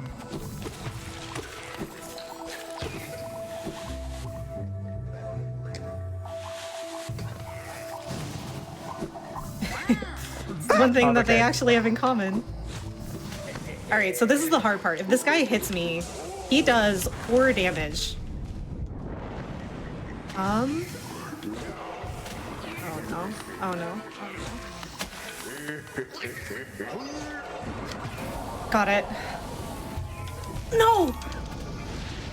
I misjudged the spacing. Oh, goodness. Okay, this is like 3 minutes. I'm not kidding. Because I have something else I need to go back there for. That was such a good recovery. And then, okay. So that was the thing that I was fantasizing about earlier in the run, and I was like, I don't know how that's gonna go. Okay, so I got a good Enchantress quick kill. It is possible to kill her during dives for Plague Knight as well, but it's not very common. So I have 2 more fights to go for Plague Knight. It's literally the mirror match. I have to fight the boss Plague Knight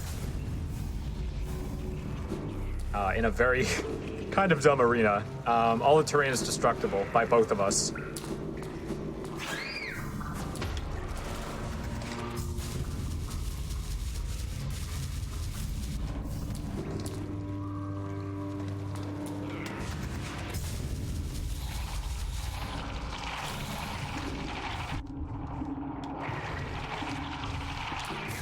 Got him.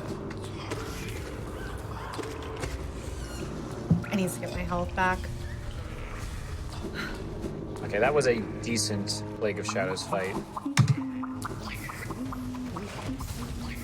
So for this last boss, I have to open up its weak point by destroying the cauldron underneath it. Ooh, nice. I got good RNG.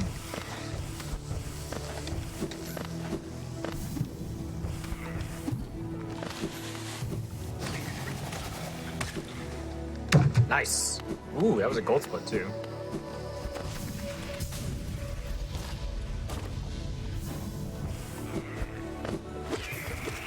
Okay, so that takes care of Plague Knight.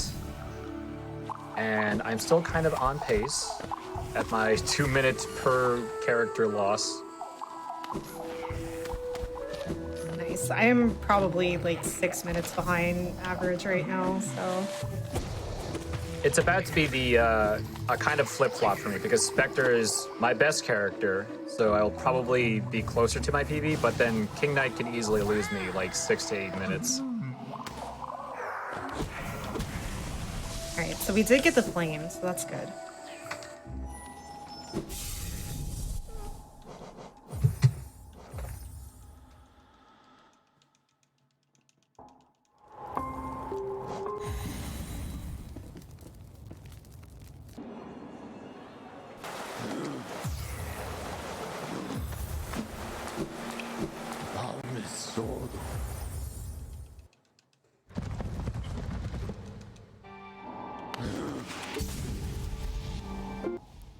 So for Spectre Knight, unlike flying around with bombs, you get a little bit closer to Shovel Knight's gameplay. You have a very low jump in comparison though. Shovel Knight can jump really high, but that's because Spectre Knight can climb up walls and he has a dash attack.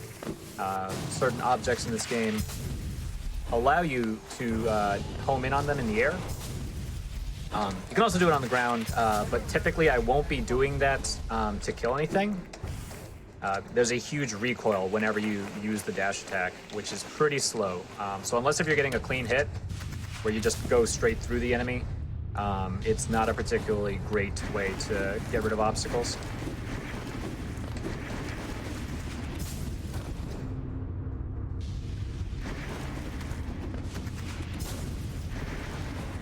Spectre is going to require that I have a lot more precise inputs, just because his wall climbing ability means that I am more likely to stick to walls if I'm ever accidentally holding left or right.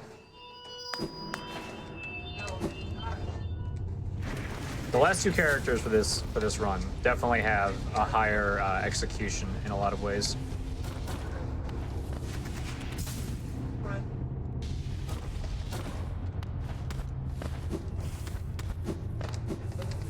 Yeah, Spectre does have pretty smooth controls otherwise. may accidentally scream and die because you can press down to climb off of a wall. Like, you just get off a wall and stop climbing it. I never intend to do that. So if you ever see me do a flip, do a flip! Very likely to be into a pit.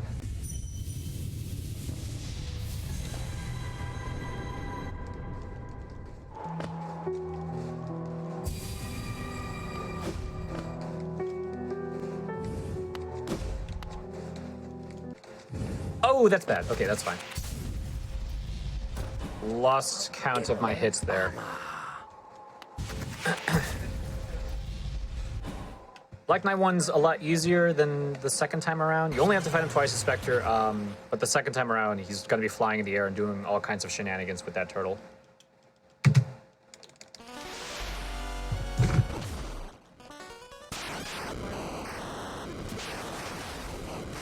So since we've done Dark Rooms already, you might be wondering why I bought Lantern. There is a percentage that is Lantern locked, and that's No Eyes. You can't fight No Eyes in the dark, and you can't interact with tolls in the dark. So that's one of the reasons that any percent also buys Lantern. Oh, that's creepy.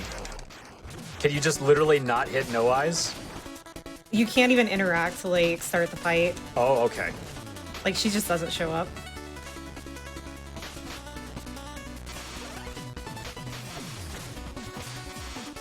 Needless to say, that fight left an impression on me. Yeah, that probably is one of the worst fights in the game, casually. But don't worry, I have Fluke.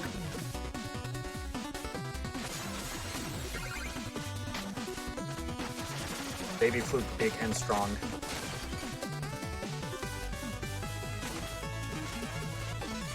So my shopping list for Spectre, a little bit more robust than for Plague Knight. I have to buy 2 items and 1 armor. It does get pretty tight at the beginning of the game. Ooh, this kill is stupid. Nice, got it.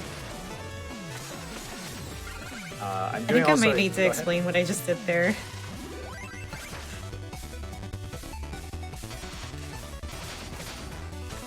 So there's 2 bosses like that, where their hitbox is active before the fight actually starts. And since Fluke is absorbed by enemies rather than coming into contact with them like a normal spell, you can just insta-kill bosses, those particular bosses, before the fight even actually starts. That sounds like the Mega Man 2 glitch, where like you have a lemon going into the boss room when they're at low HP, and they just die instantly.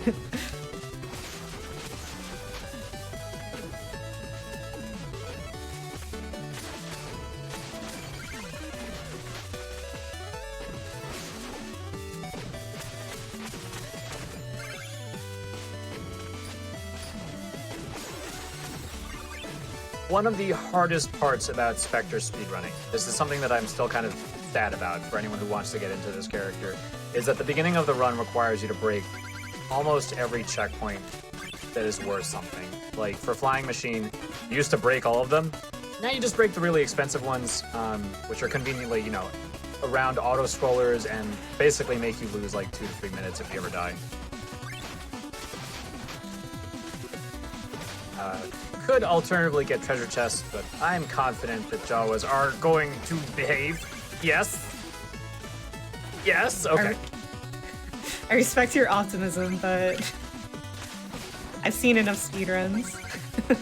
You know, I think the majority of my clips are in that particular room.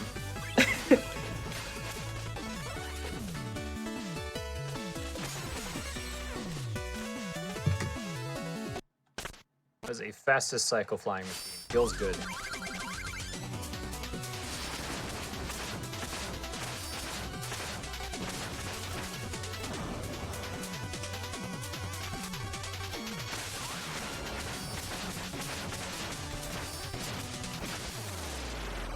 Okay, not bad on Propeller. Spectre technically attacks basically as fast as Shovel Knight, a little bit faster, unless if you're doing shovel canceling, which is not really tech that you're taught as Shovel Knight. So you want to stay grounded with Spectre Knight as often as possible.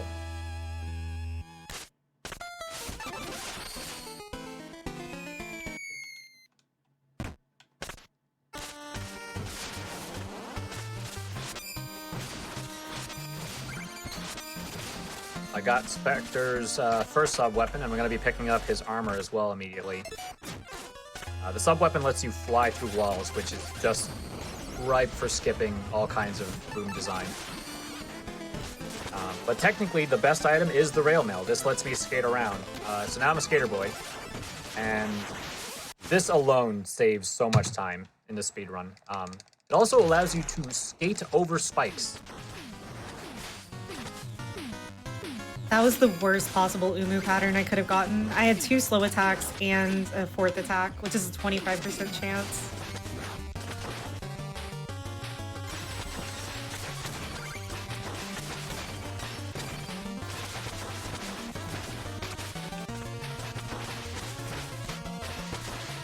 Stage can give me a little bit of anxiety. It's got global cycles and very deadly hazards. And again, I will not be picking up any extra HP. Most of the things that are going to threaten me in this run are going to one-shot me anyway. It does get very close, though, in this particular stage. I have to do a bunch of damage boosting.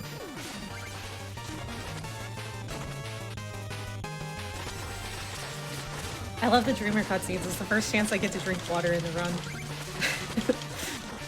The run is non-stop until this point.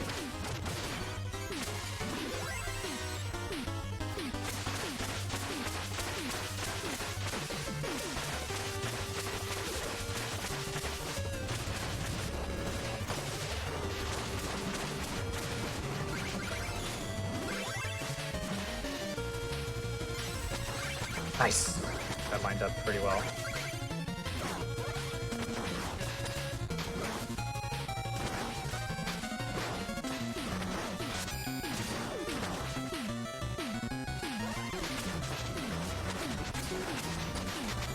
If you see me double tapping on anytime I'm jumping, I'm almost always double tapping.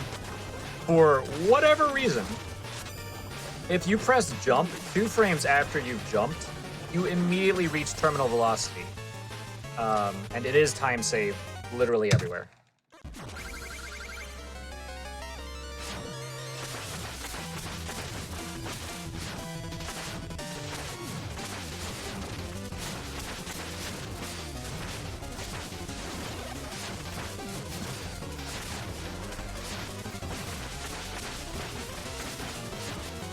Please die! Thank you.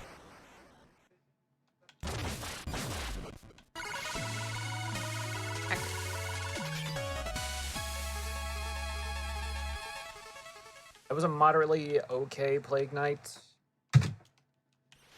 Plague Knight not only teleports around Inspector's campaign, he also makes clones of himself. And you can only tell which... seconds ago. Oh, sorry. You can only tell which one's the real one based on the bottle in his hand. It's more blue for the real one. Go ahead. A couple of seconds ago, I got a skip where you use airwalk and use that to get 2 aerial dashes, which is a really neat trick. I don't know if that still works on current patch or not, but some really cool spaghetti.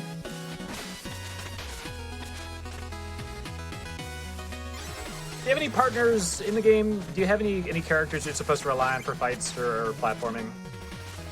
In Hollow Knight? Or... Yeah, because mine just threw me down a pit. Grimchild can kind of heck us sometimes, like especially in the Hornet 2 fight. I think that's like the one, because remember, like it like staggered her and then froze and then I got hit. Like, I think that's really it though, because there's not really any other side characters. There are other like minion charms, but we don't use them in the run.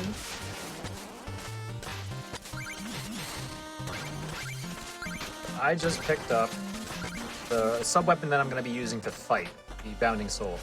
You can upgrade all the sub-weapons, so it's not a particularly good sub-weapon right now. It will be useful, and we will be upgrading it later.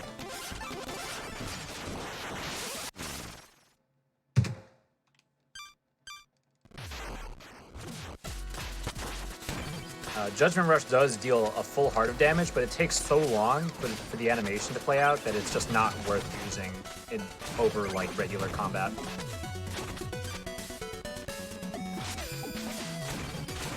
I'm also about to do some of the most terrifying stuff in the run in general. Lost City has some really stupid skips. And that wasn't one of them. This is the Beetle 1 skip again, but for Spectre. Yes, okay, I'm good.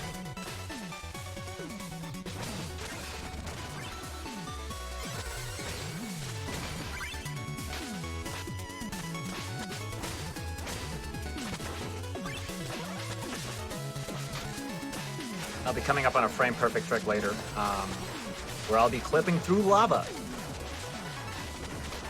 If you're unfamiliar with lava, it usually does not mix well with anyone. Eat or die.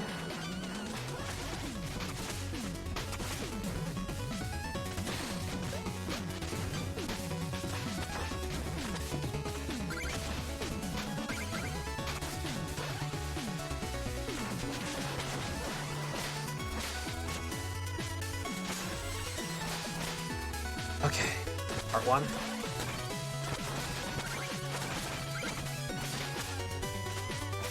Right here. Here's the clip. Dang it. I was like 1 frame too late.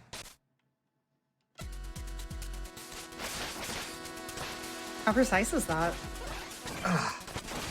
You have to be lined up pixel-wise. Oh god, that was close. Okay. Got it. You have like 1 or 2 frames if you are pixel aligned to get through without dying. Right there, I just did a hazard respawn where, okay, it's really weird and it looks ridiculous if you actually look at the hitboxes. But there's basically like a pillar coming up from one of the hazard respawn boxes at the bottom that sticks out just through the top of those thorns. So if you hit it just right, you just spawn at the bottom and skip having to go through that entire section. Now, because Spectre is my most practiced character in general, I am shy about 200 gold right now, and I can make that up very easily without having to go out of my way for it.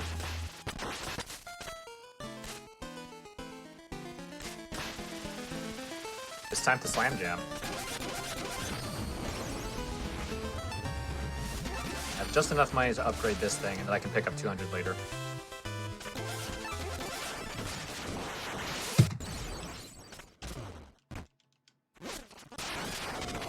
So now that this thing is upgraded, it is a piercing projectile, and I can have 4 of them on the screen Hello, instead of just I am 2, saying some which words I'm for going to you. immediately use to bully this kid for his lunch money. More words.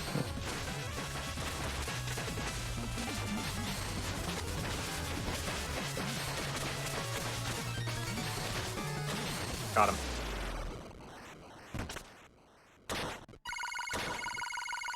By the time I beat the next stage, I need to have 2,000 entering the boss. Otherwise, I will not be able to purchase my next upgrade.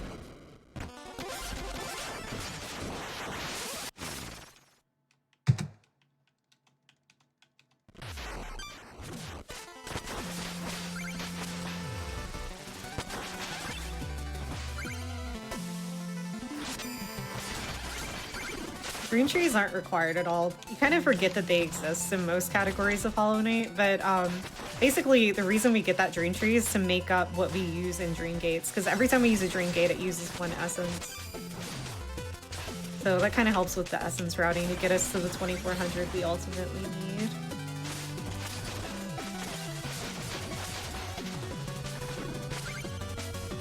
I'm almost at full power. It feels great. The part of the campaign where you just kind of finally get to blaze through everything.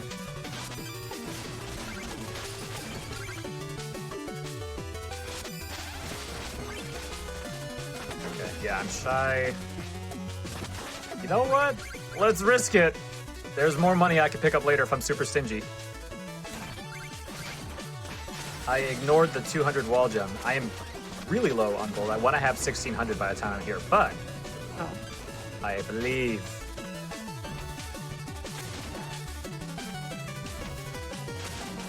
See, that's one of the downsides of flukes. Like, they kind of scatter the way that they want to, and sometimes you'll just miss one fluke.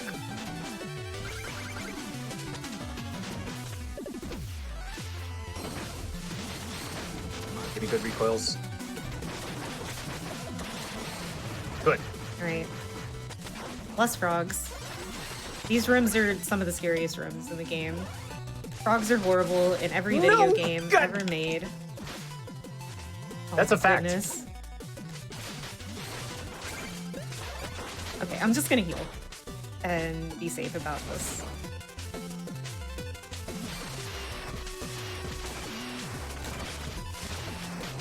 Okay, 1600, 1700. Also a terrifying boss. This thing, ooh, will do a lot of damage. Will definitely go very Phil Swift on me if I'm not careful. Ah!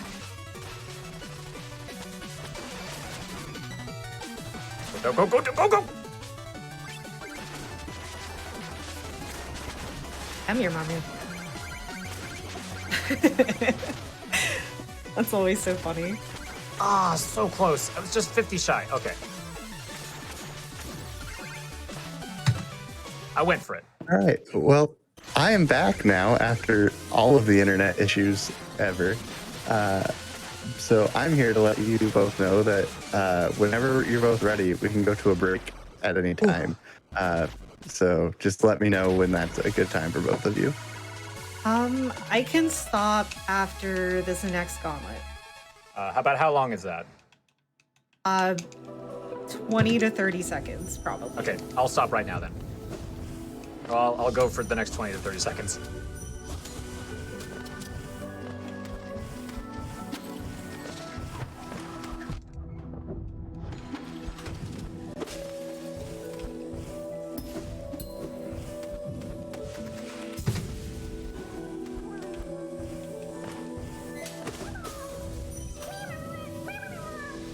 All right, I'm ready.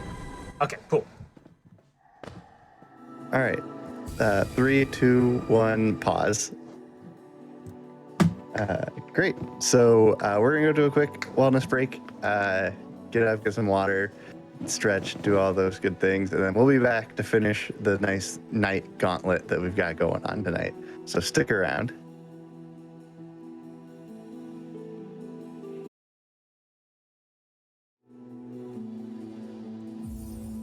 Welcome back, everyone. We are going to get back into this here in a second, but before that, I just want to remind everyone that Unapologetically Black and Fast is coming next weekend. This is going to be the first recurrence, or the first occurrence of a recurring hotfix marathon where black runners are front and center. So be sure to come back next weekend and check that out. Also, if you have any of your own ideas for one-off events or hotfix shows, you can go to gamesdonequick.com/hotfix and you can submit those ideas if you'd like. And that'd be super cool. With that, I think we're ready to go ahead and start again. So if you're both ready, I can count us down and you can get going. Yep, I'm ready. I'm ready. All right. 3, 2, 1, go. Okay, I am in the Lich Yard right now. This stage also very smooth. Feels great to fly through once you know what you're doing. I'm going to be abusing the iframe kind of shenanigan, where you can turn off contact damage whenever you're dealing damage to an enemy. That is how a lot of the tricks in this game work. So long as you are dealing damage to something, you can stay in its hitbox. It does allow you to just barely squeeze through an enemy hitbox in some situations. I'm fine.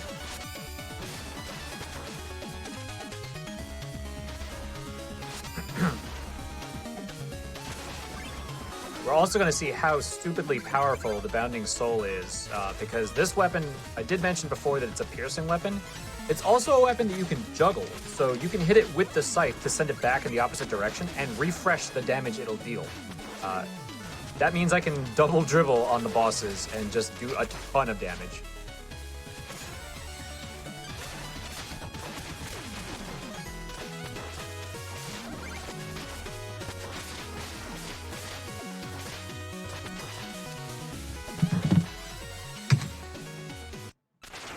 if I don't do that on Phantom Striker, this fight will punish you for that pretty hard because he spends a lot of his time being completely invincible to damage.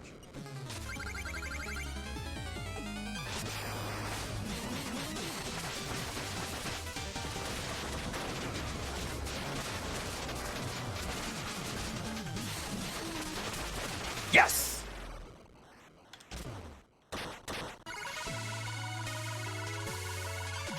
So that is your Phantom Striker quick kill. Man, that feels great.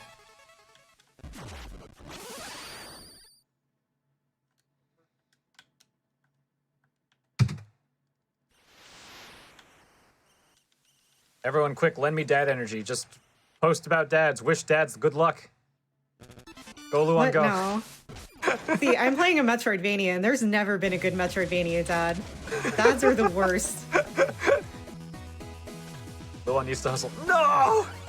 Again, as an Ori runner, I can confirm this is true. The very small time loss for bad dad RNG. Dad's on your side today. Ah! So are these enemies. Oh, can I get this stupid trick? Ugh! I did not.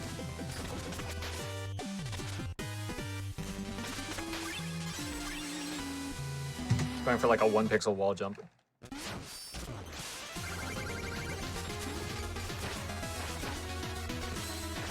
People come into the Shovel Knight community and they're like, no new guides have come out for a while. Are you sure that no new tech has been discovered? I'm like, no, no new tech has been discovered. Really? That's surprising. You have no idea how hard we grinded all of these rooms. There is nary a crumb of time save to find at this point. Meanwhile, this category, like, I swear, every year we knock off like another 5 minutes. So you're asking me for a rematch. I'll see you next year.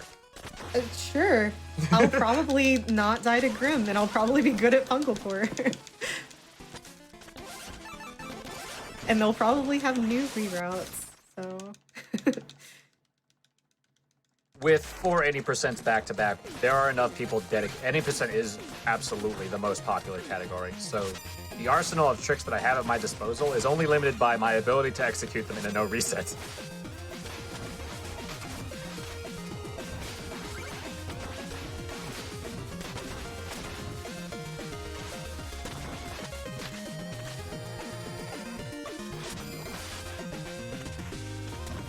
So I'm overcharmed again, which means I take double damage, and I have a weird amount of health, so if I will still die in rehits while being overcharmed here.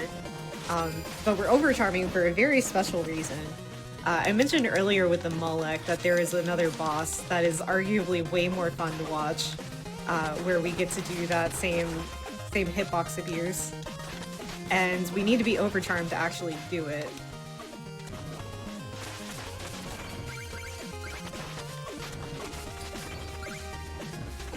So as if Deep Nest wasn't scary enough, we have to do it with double damage. Oh, that's not okay. Yeah, it sure isn't.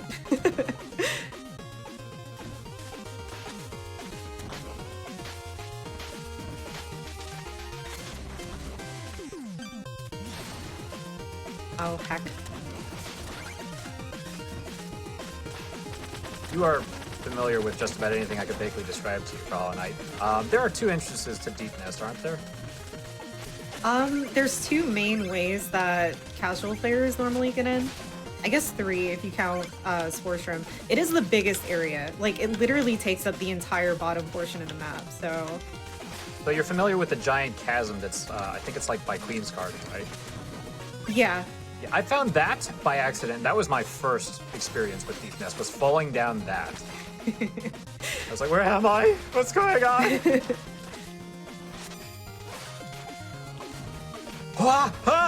Okay. Pressure's squish good.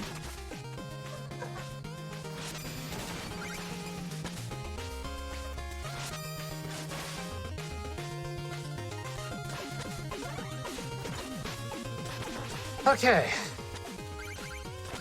As is tradition, I must throw caution to the wind and make auto scrollers as dangerous as possible.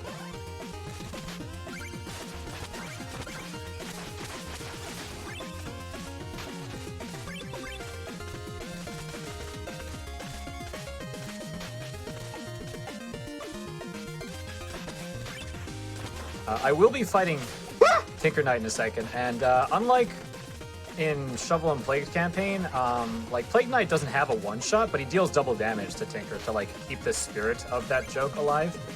Spectre gets no such luxury, and Tinker actually deals a lot more damage. It is a brutal fight, and I'm glad that I have 3 HP.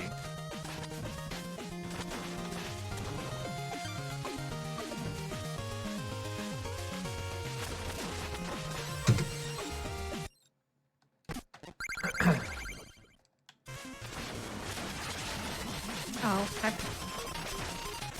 Floor didn't break. No! Die, please! Thank you! Oh, I didn't finish getting soul. Oops. That's okay, there's a hot spring right here.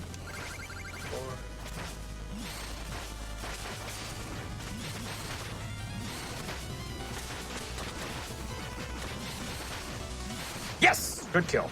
Get wrecked!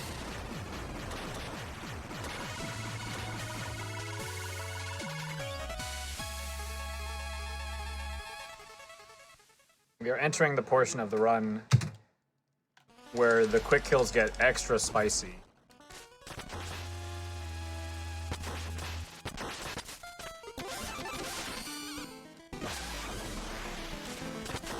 Extra spicy quick kills, you say? Muy caliente. I've got one for you, right here.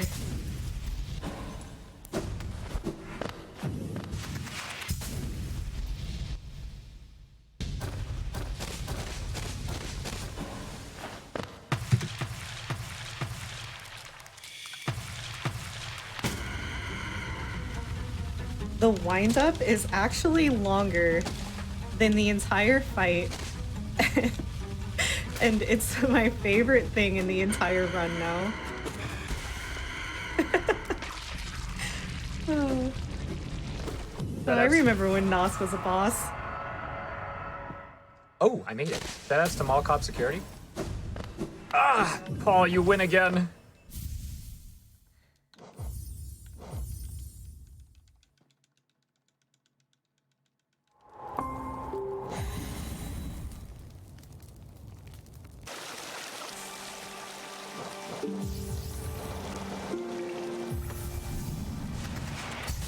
Wow, that really was a quick kill, huh? Yeah, it's really absurd.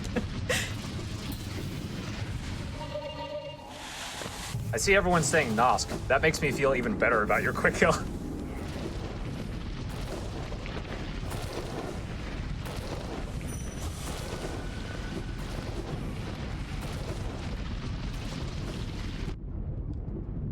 Yes! Heck, heck, heck, heck, heck. I got stuck on a wall. Ah! Ah! Oh, who put lava in the room?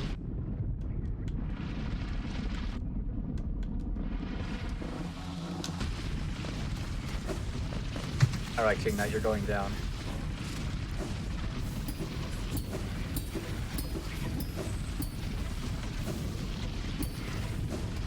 Ah! God!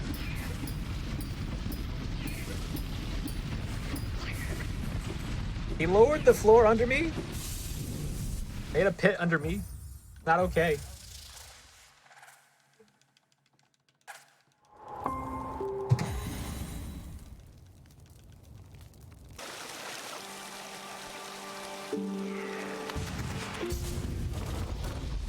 Someone asking me if I have neighbors. I barely have eardrums. What makes you think I have neighbors?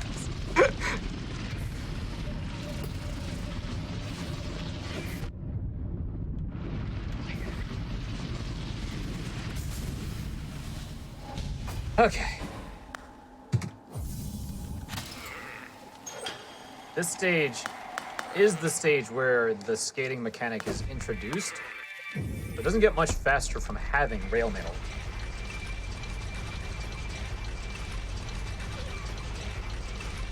The rails that are, well, all the rails are colored, and they actually denote what direction I will be forced into. So a lot of the tricks that I'm doing are going to be about skipping them as often as possible.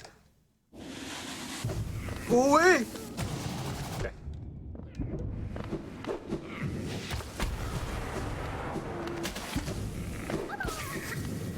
One, two, three, four. 1, 2, 3, 4. Nice. Beat meatballs.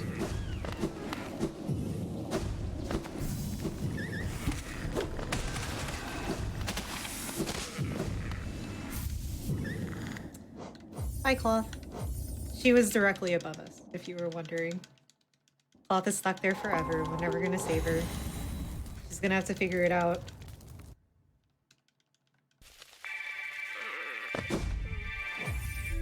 Alright, bless for bees. Post bee emotes in chat. Ah, Good yes. luck. I heard about those earlier. Good luck. Yeah, the bees exist. The good thing about this patch, though, is that we have baby bees. Like, look how little. If you play on current patch, they're like 4 times as big, and they're 4 times as many hits to kill. We're mostly worried about Big B. Big B is his name. He is a huge bully, and he may or may not help us out in our speedrun. Usually he doesn't. So, we'll see.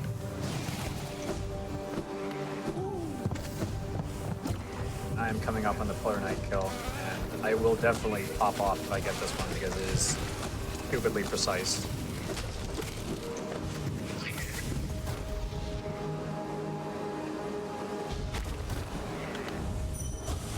Yeah! That's the first time I've gotten that all week. Let's go!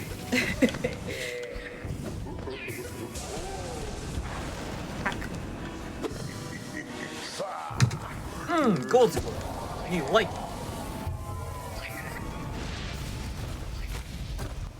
Nice save on that Grimkin just now. That was not how you're supposed to do that, actually, if you can believe it. You're not supposed to turn around and fireball the opposite direction. You're supposed to actually hit the Grimkin.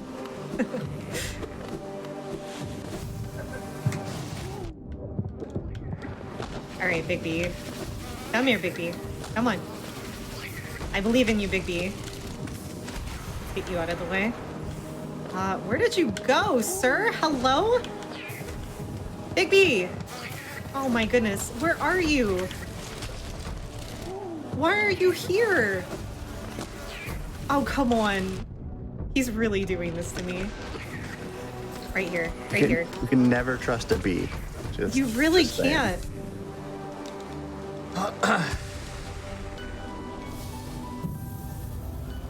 I am not looking forward to the rest of this stage. The first half is still terrifying, but not nearly as dangerous as Bounce House. They decided to put a bunch of bouncy gooey blocks under spikes. Who put that there? I wonder.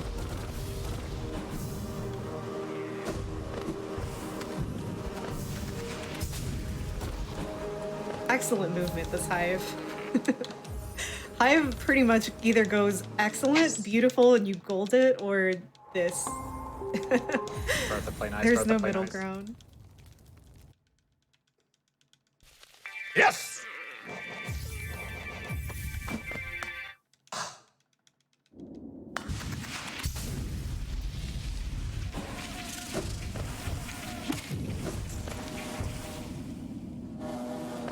Okay. Really good Tower 2. Or Tower 1.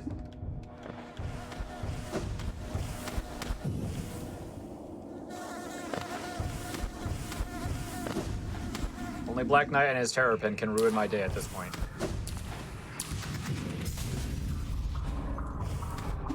Sorry, I take it back. This is Spectre of Torment. A lot of things can go wrong.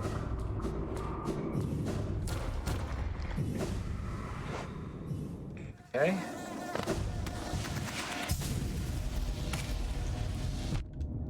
Really? Okay, I haven't had to bring it up, and I wasn't going to bring it up unless it happened. But there is a glitch where you can get knocked out of your C-dash on things you're supposed to be able to kill. And I just got that. That was unlucky. Because I went through the first one, but not the second one. 2, 1.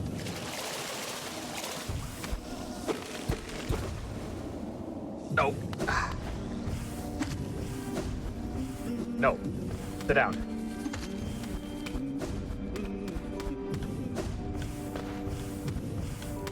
Who told you could get back on this thing? No. Down.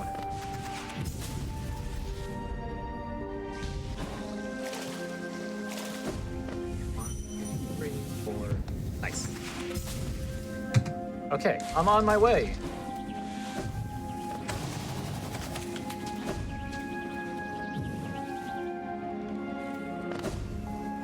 I'm gonna go for a quick kill on the last 2 bosses that are both heavily dependent on how kind they feel.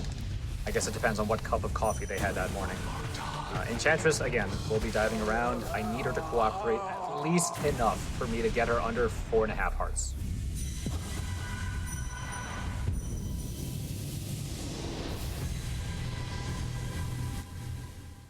A little hiding cubby. In case this room gave anyone problems, please. There's room for more.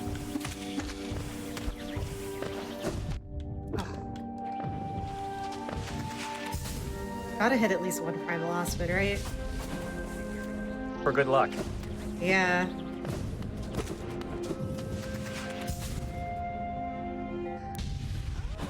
This is a really cool boss fight coming up, though, if I can get the quick kill. So there's 2 main types of scream skips in Hollow Knight. You can either do it with like D-Dark, or you can do it with a dash. And Collector is one that we have to use our shade dash for, so I'm gonna do these precise dashes where I'm gonna space them perfectly to where I end up inside of him when he screams. And another neat thing about Collector is that he can underflow. Yes! Oh. Yeah! Oh no, wait. That was supposed to be a D-Dark. Oh no, I hope I didn't underflow. Okay. That was so scary. Yeah, I would have had to do the fight over again. If he underflows, he has infinite health. Ooh, that sounds terrible. Yeah, I messed up, but we lived, so... We call those W's. I'll take that.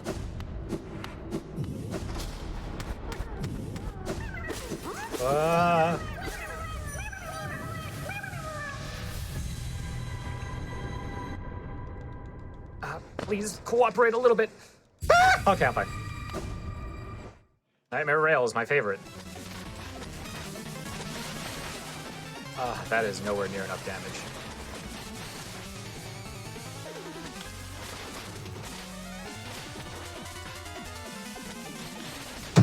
Okay, that is the end of Spectre.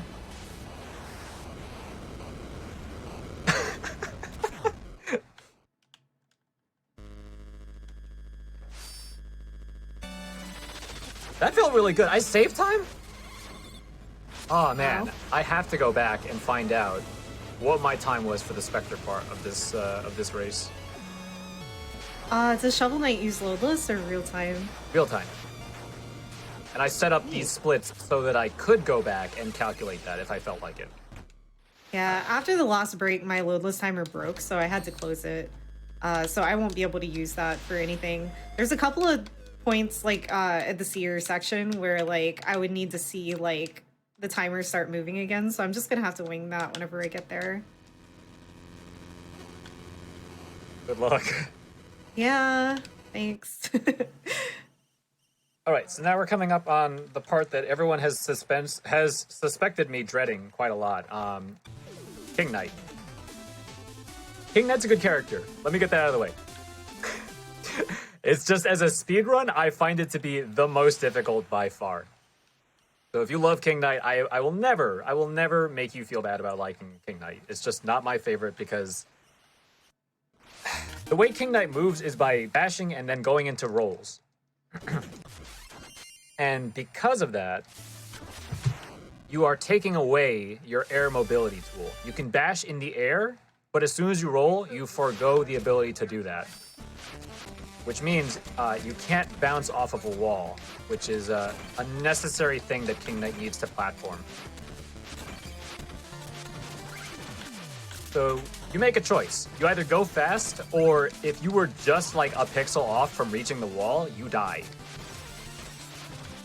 It's also a very fast speedrun. It's only 30 minutes, with Spectre being the closest at like 37 or 38.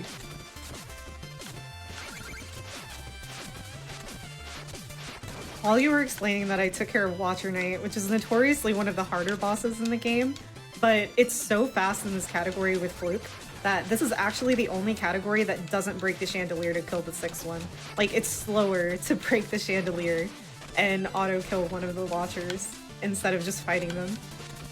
I know exactly what you're talking about, because I spent probably like half an hour on the Watchers my first playthrough. Only a half hour? God, that's pretty good.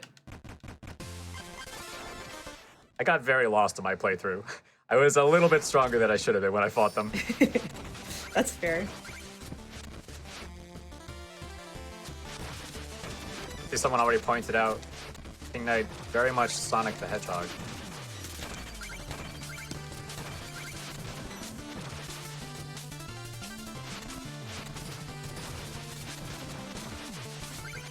In terms of King Knight shopping, it's pretty close to what Spectre's looks like. Kind of like a mix between Spectre and Plague. Fun. I'm only going to be getting 1 weapon and 1 armor, whereas Plague Knight doesn't get anything except for 1 weapon. The weapon is so heinously broken in comparison to like anything else we could get for this character.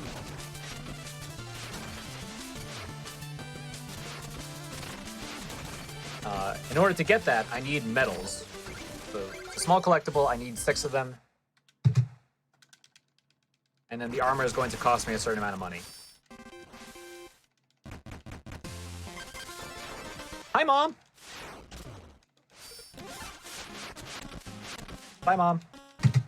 So I haven't really gotten to explain this throughout the run. It doesn't really come up. But there are certain bosses, namely the Grave Warriors, but certain actual bosses like Dung Defender, Watcher, Grim, even the Grimkin, that scale with your nail level. So we don't get nail upgrades until now in the run. So we're finally going to get those. They are a percentage. We do have to get them. But we're only going to get it to nail 3 because we're still missing 1 ore. We'll have to come back for the last one later. I did not know that was a thing, because I remember I struggled really hard to beat the Fluke Marm, and then I got a nail upgrade and it felt trivial. Yeah, she's luckily not one that scales. I think you're supposed to get a nail upgrade. She's awful unless you like have a Bishriek or you're on this patch and you can beat her. You don't say! Yeah, do you know who Tushan is? Tushan? No. Yeah, okay. Well, she's a Sonic runner and she runs some other games. But whenever she played this casually, she killed Fluke Marm, and I'm not kidding, with Spore Shroom. You know, the charm where you heal and it releases a puff of clouds? Yes. Like, it's the most absurd thing I've ever seen anyone do.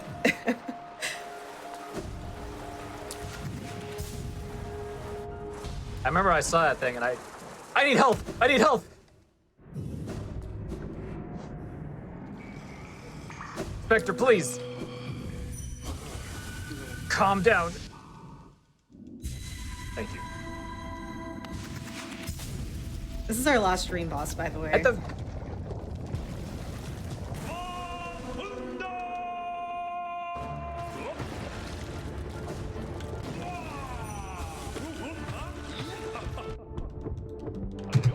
Oh no, I have to do it. This is gonna be slower. Okay, never mind. I promised that I would. You can just volley him and kill him like that. It would have been funny if I could have gotten it. One of my flukes just went straight through him. Y'all saw that, right, chat?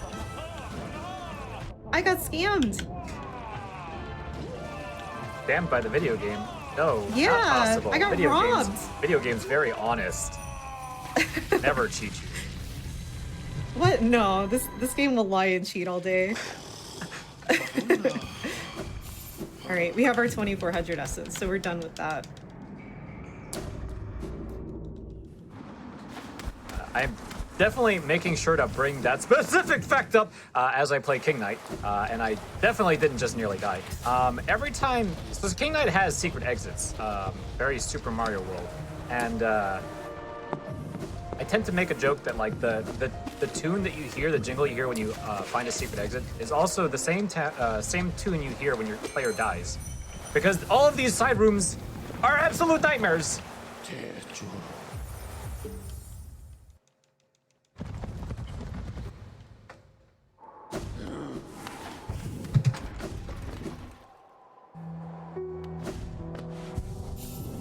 So you off. I have to talk to myself when I do charm menuing. See, I was a Pokemon runner before I became a Hollow Knight runner, so that kind of helped me a little bit, but menuing is still impossible, so... Absolutely.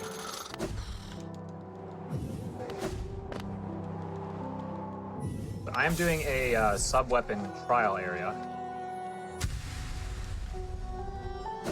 Make it! Yes! I can't bash in this area, so King Knight's primary form of movement is just literally not doable.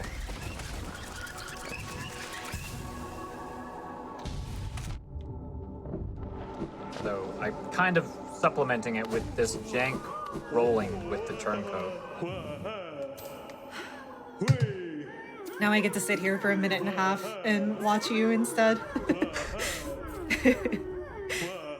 Good, you were about to see me probably die, unless if I'm particularly careful. I don't think I forgot a grub, and if I did, that's very bad. Because I have to go back for the collector's map and figure it out.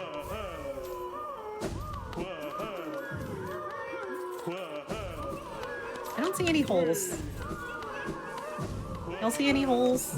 I don't see any holes. We're good. I've got holes.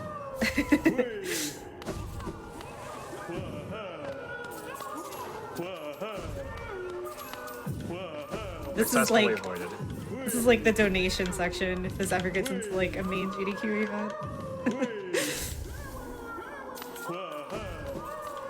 Ooh, that's lava. Okay, I'm good.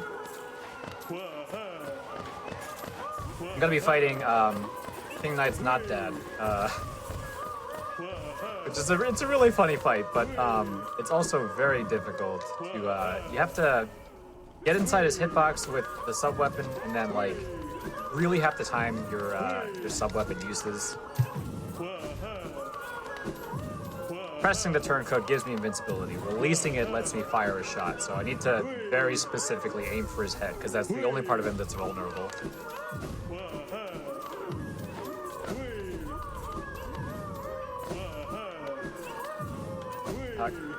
Please.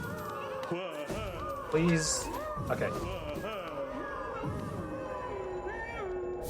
Nice. Good. No grub left behind. We don't have to go back in this room and see what happens. We're never gonna find out. What we don't know won't hurt us. I know exactly where you are.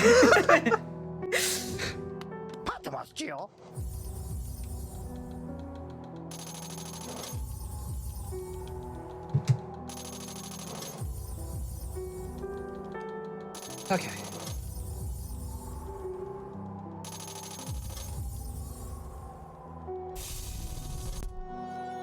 Now we have all of our shopping done. Turncoat, very good weapon. Battery Brigandine. Decent movement tool. Not very good for damage.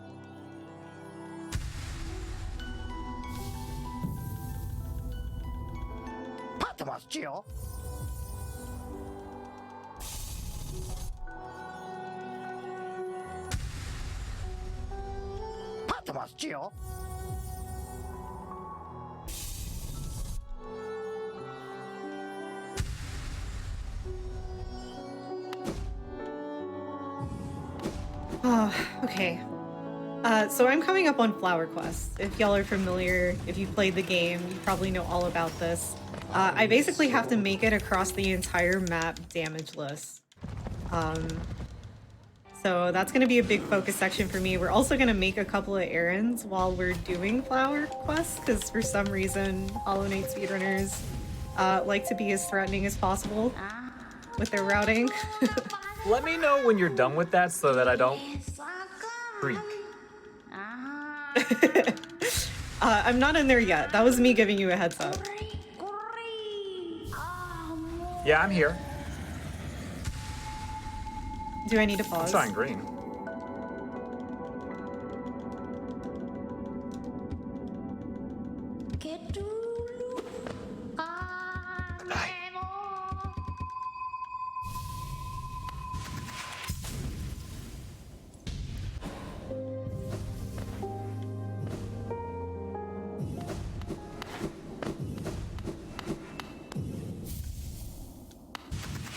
Oh, thank God.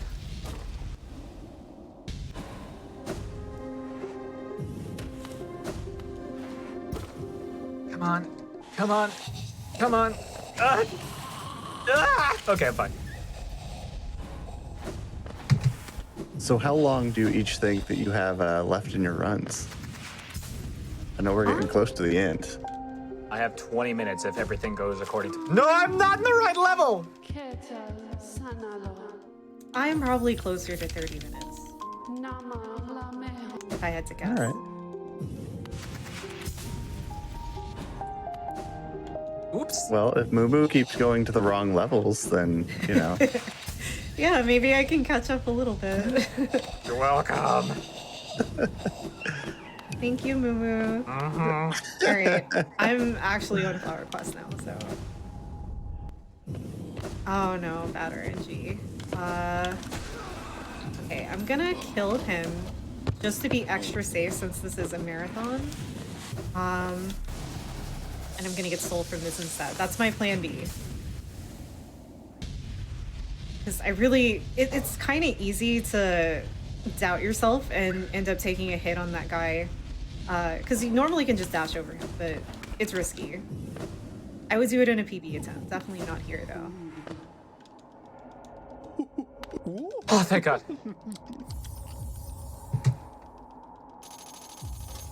Oh, you know what I didn't mention earlier? Once I leave here, you're probably going to notice Grezmom is still there. We actually don't have to fight her in this category because for some reason the Grezmoms that you fight in Hollow also give you the percentage, and it's slower to fight the one that spawns the babies. So she's still sleeping.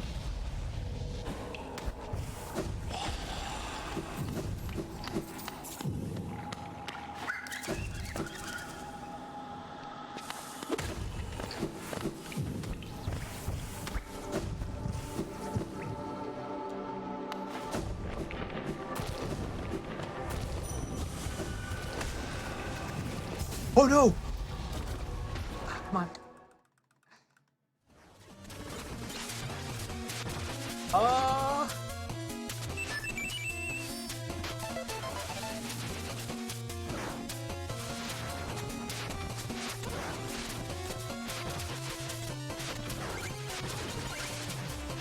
God!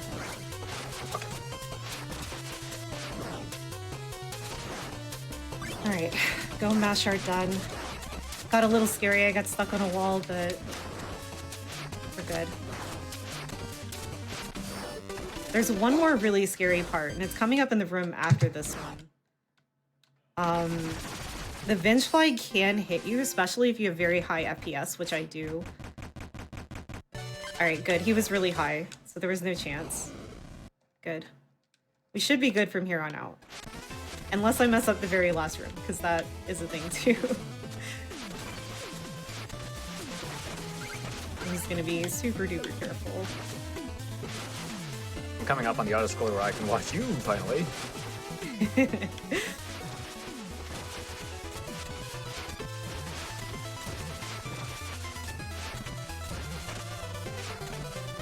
Ooh, I made it. Nice.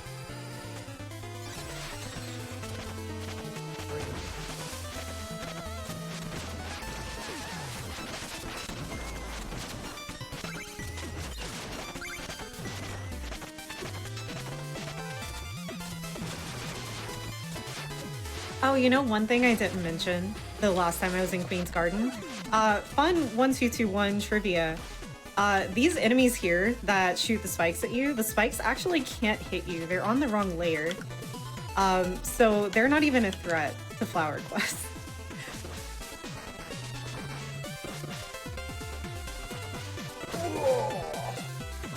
Alright, we did it. Let's go, gang. Okay, that's the end of me being an idiot. Okay, you can freely yell again. I've lived. Nice. Congrats. I decided to get up and stretch so I wouldn't be tempted to scream.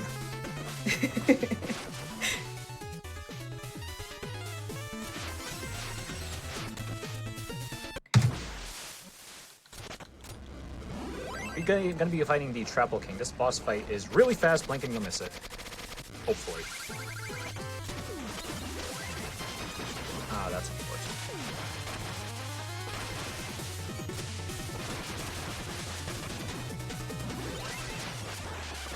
Please! Come in!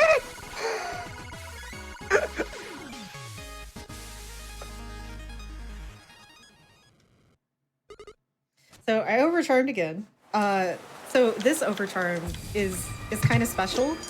We overcharmed with a charm called Soul Eater, and that gives us almost a 1-to-1 nail hit versus spell ratio with Twister. I think it's like 19 to 24, 19 per hit and 24 to cast.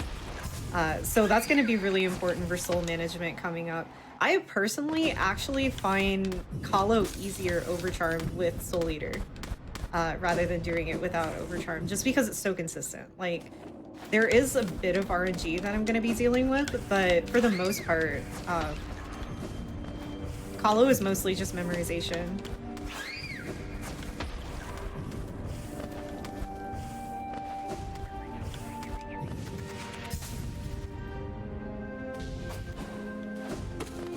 If you were afraid for my life, don't worry, it just would have been time loss.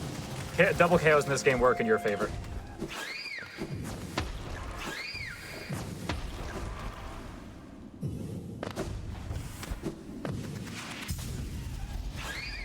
Okay.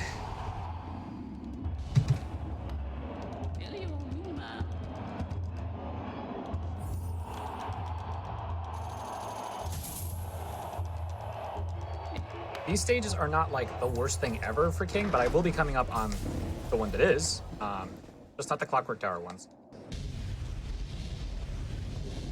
King Knight has much, much shorter levels than the other characters do.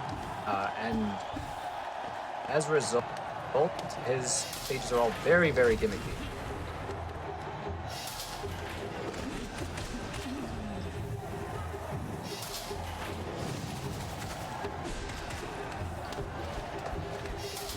Ow.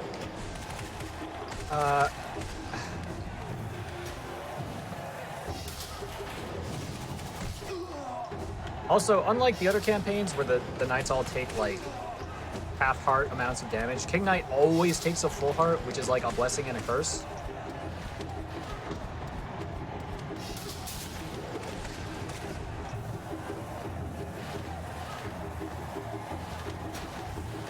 Means I always know how much health I'm going to take for the most part, but it also means that like you kind of have way less health than you think you do if you play the other knights. I am coming up on not only a banger of a stage for like the stage's music, but it also has a blind auto-scroller that I can do to save time, so I will need to make sure I'm listening.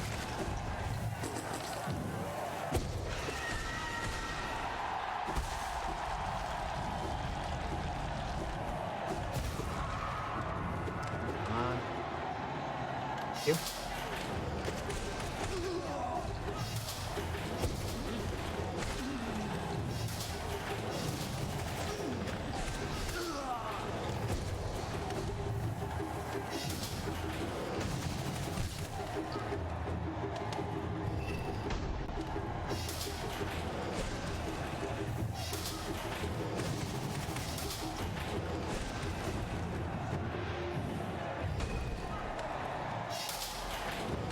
Yes! I got it.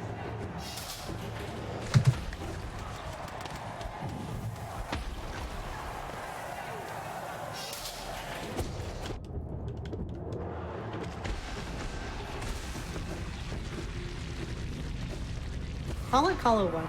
This is usually the point in my own stream that, like, new people will come in and be like, this is so mesmerizing to watch, because Hollow is so cool.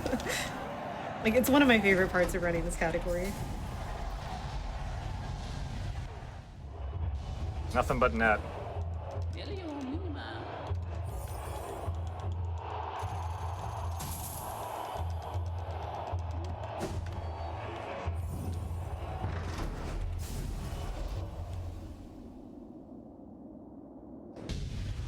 Ah! Go down!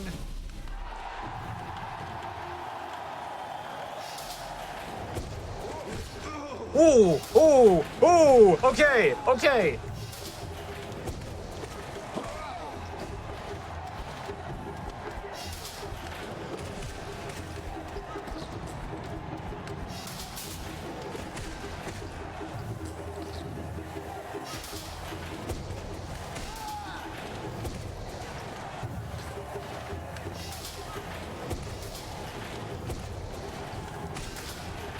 Oh, I made it, okay.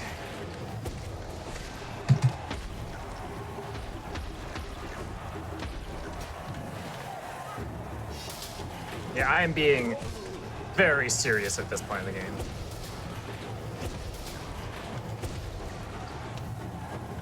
I hope everyone can see the spectacle if I get it. If I get it, I will be extremely excited.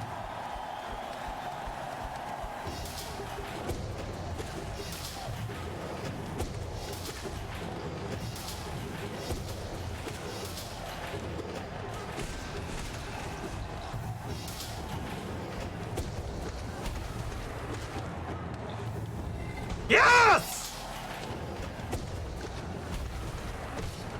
Reason why I'm so excited super about cool that fight. I'm so excited about that fight because if you don't kill him right then and there, he heals back to full, and then you have a way more garbage fight afterwards. So thank you. 2 more to go.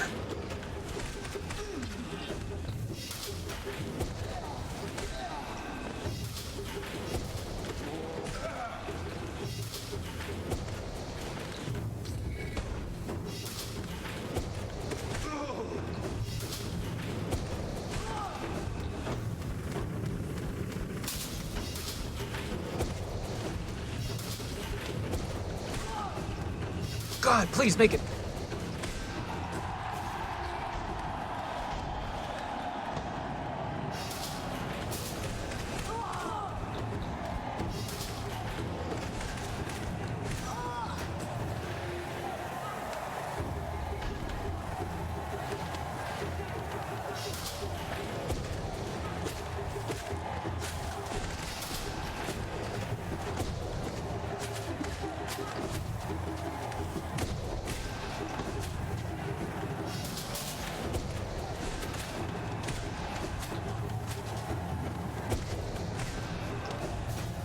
Alright, birder fight is extremely stupid.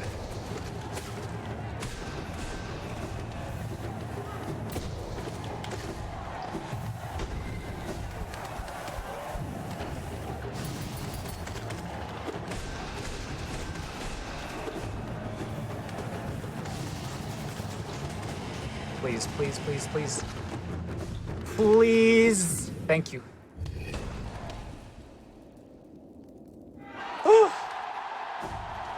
The beginning of that fight is a setup so that you get through most of Birder's HP. Birder will heal periodically, and the animation locks him in place, so we get him up to a ceiling and just put him in the meat grinder.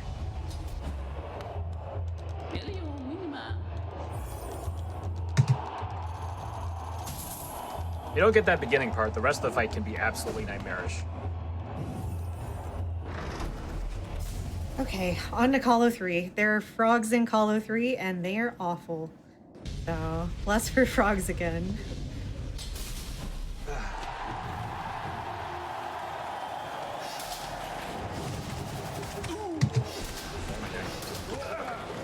These last couple stages are the worst.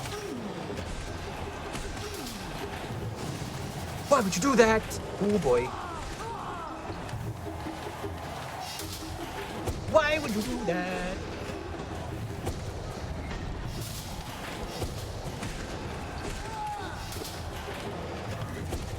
Low HP is not a problem in this stage. It's just a little scary. I have to do 1 damage boost, so if I take any more damage, I will not be happy because I will have to remember how to do the damageless version of that trick, which I don't.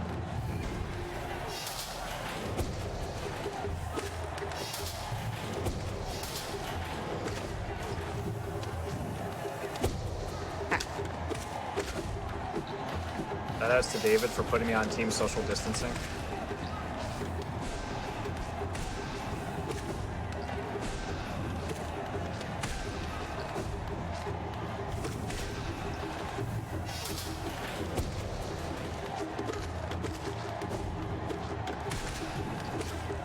Ah, good.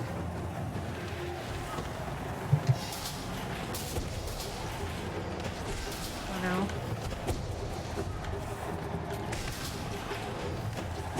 Oh, right, lava well. This stage. I love this stage. It is by far the hardest one for King. They really know how to put you through it in this one.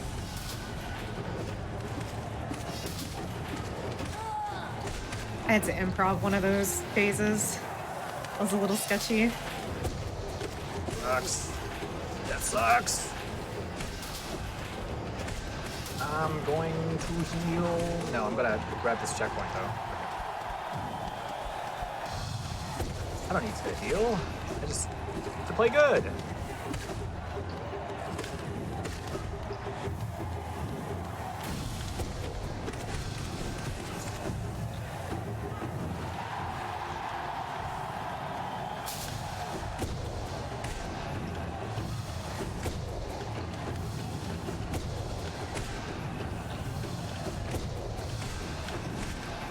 Please, no, go away. No, go away. Okay, I'm fine.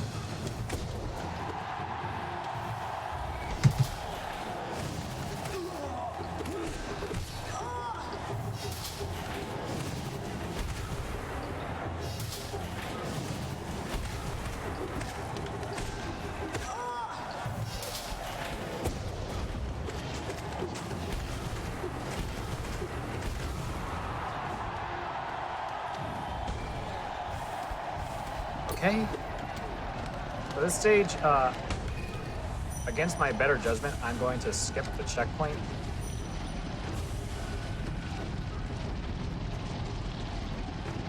Come on. You? I have a limited amount of those.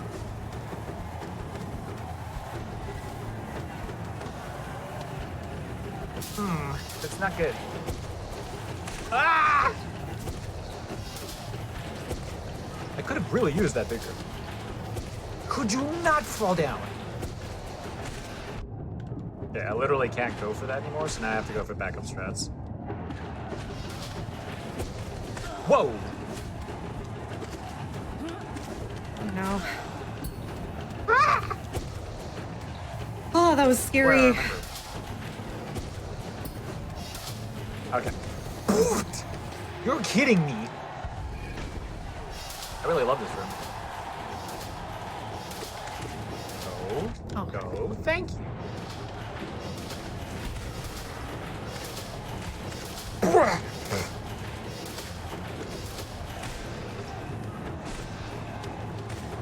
Oh, I didn't have a fireball. Oops. Oh. A totally fine warp wrap, yes. Everything went according to plan.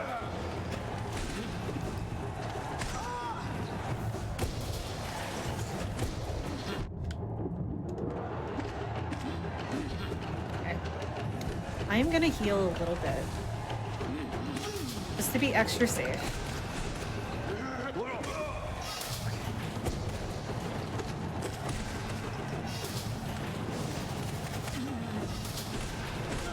There is a very dumb trick that I'm going to go for at the end of this auto-scroller. Good luck. Absolutely requires me to hear.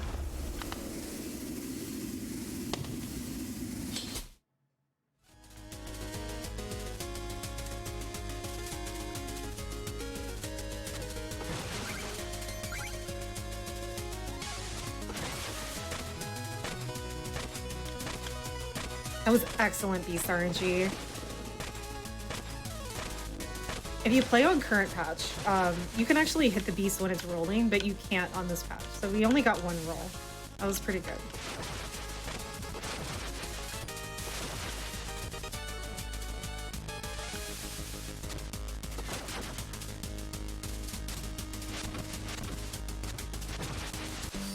Yes, I got it. Okay. Nice. You have to grab a ladder off screen over a pit in an auto scroller that takes 3 minutes. Not fun.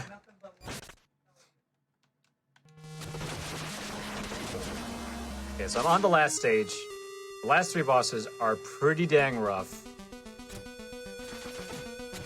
It's Enchantress, the Grand Triumvirate, and then the Triumvirate has a final phase that does not heal you, and you can very much die during the transition. So I have to be extra careful to not let that happen.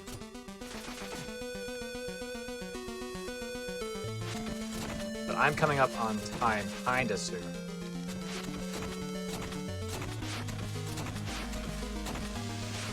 God, I I hate still this have word. a little bit ahead of me. We're finally going to get our Lost Nail upgrade, and then we have to go do White Palace. And platforming is personally like one of my weaknesses, so hopefully that goes well. I'm not taking off my overtime for it. I should be okay.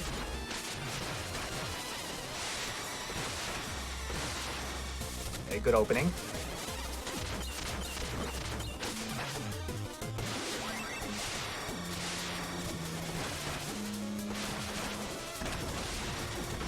Fight me! Decent fight. Probably only like 5 seconds off 6. On go. No, there's no Joustus. Sadly, because I love Joustus. If there was a way to get an any % ending with Joustus, I would do it.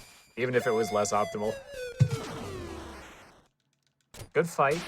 Now, the last boss here can really only be damaged by rolling into it. The turncoat will basically not be effective. And then after that, I'm going to be using battery brigandine charges, so I have to very much internalize the amount of time it takes to do my charged hits on this guy.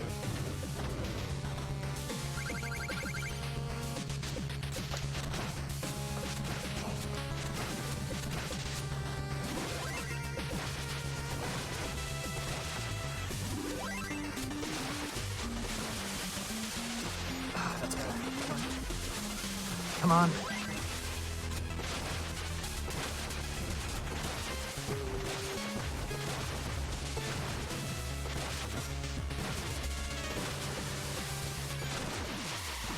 Hey. Almost done.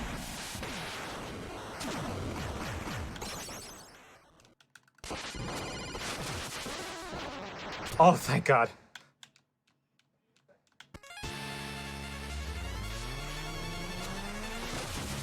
This is terrible. I now have to do this fight the way they intended.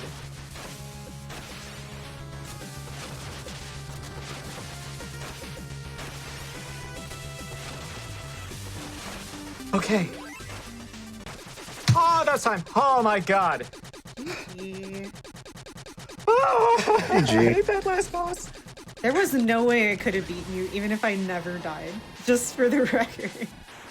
Oh my God. Hollow Knight is definitely not faster than all of Shovel Knight. So I was very much not ready for, because in the lead up, again, you know this, but like I didn't know that your times were loadless. So Yeah. when I saw you were doing sub 230 for the 106, I was like, I'll never hit that. Yeah, no. How about we split the difference? You want to finish the run for me? Split the difference. Finish, and then we'll take the difference between like loadless PB and let's see how close it gets. Why not? That's fair. Oh, heck. That was a scary platform to miss. Because it puts me back on the other side of the saws. Here's a cool little thing here. This is the longest gate storage in the run. That is the HK slide. I messed up the movement after it, but it's okay because I got the HK slide.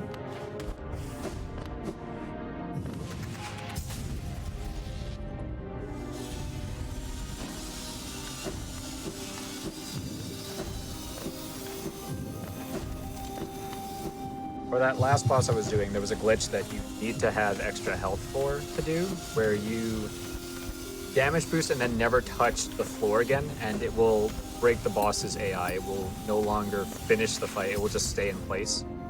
Not getting that meant I had to do the actual fight, which gave me heart attack.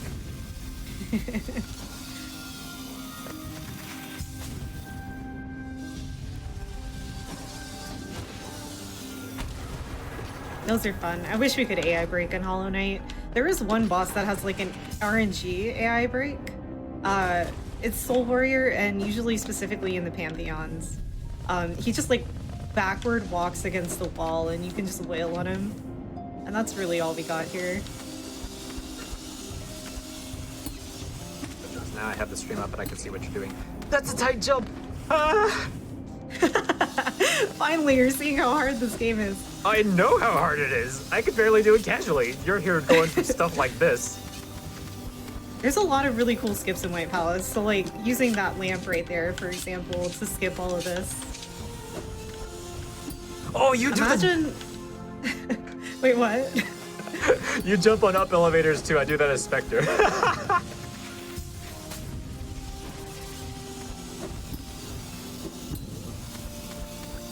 Imagine going through all of the platforming. Couldn't be me.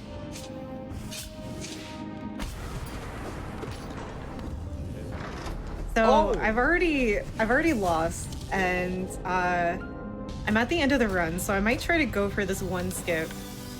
The original version was found by Monsteller, and I found this version while trying to figure out his version. I got it first try. Let's go. That's Thorn Jump. There's just like a tiny little corner of a hitbox sticking out that you can still stand on. And it saves a bit of time to going around to like the right side and making the jump from there instead.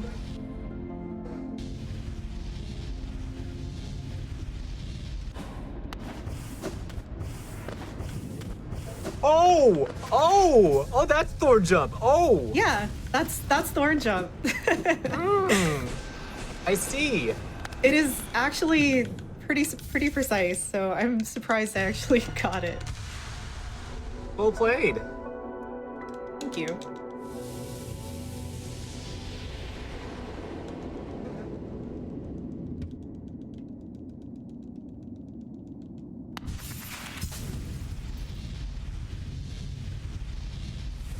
We still have a little bit left. So our next goal, we're gonna finish up our vessel fragment, and then we'll have all the masks and the vessels in the game.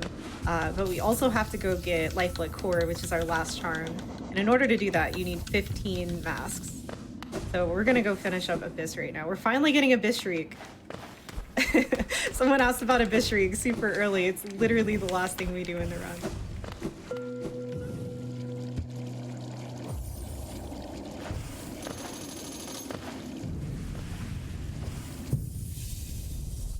As a slight aside, so my time was a 2:45:15. My PB for this category is 2:42:15, which is about 11 minutes off my sum of best, because this run is very hard to finish. That's a pretty solid time, though. You really didn't give Emery much of a chance. Yeah, you got like all the skips you went for. Especially once I didn't really fail major skips, and I definitely got a lot better with Spectre. And I did surprisingly well for King. Like, I lost most of my time with Shovel and Plague.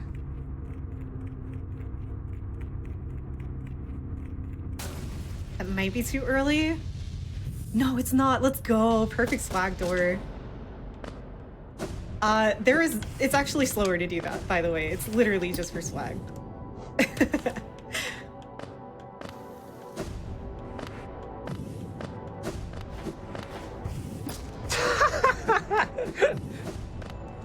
I approve of your swag. Definitely worth the 2 seconds or whatever.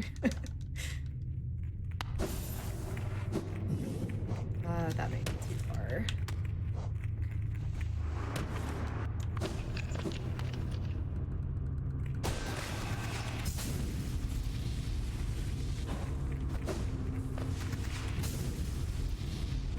Well, Mumu, while you're hanging out here, why don't you tell the people where they can find you and watch all of your content and stuff? All right. So twitch.tv/MumuMakai. I've released a ton of guides for Shovel Knight. You can find those on my YouTube channel. That is Mumu Strats.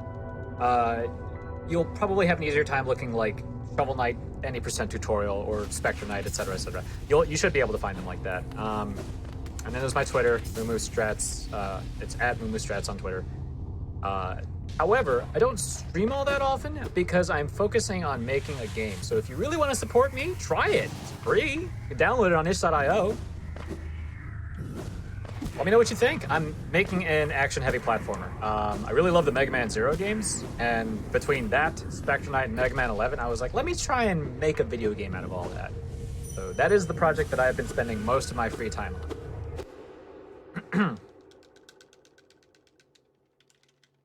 Awesome.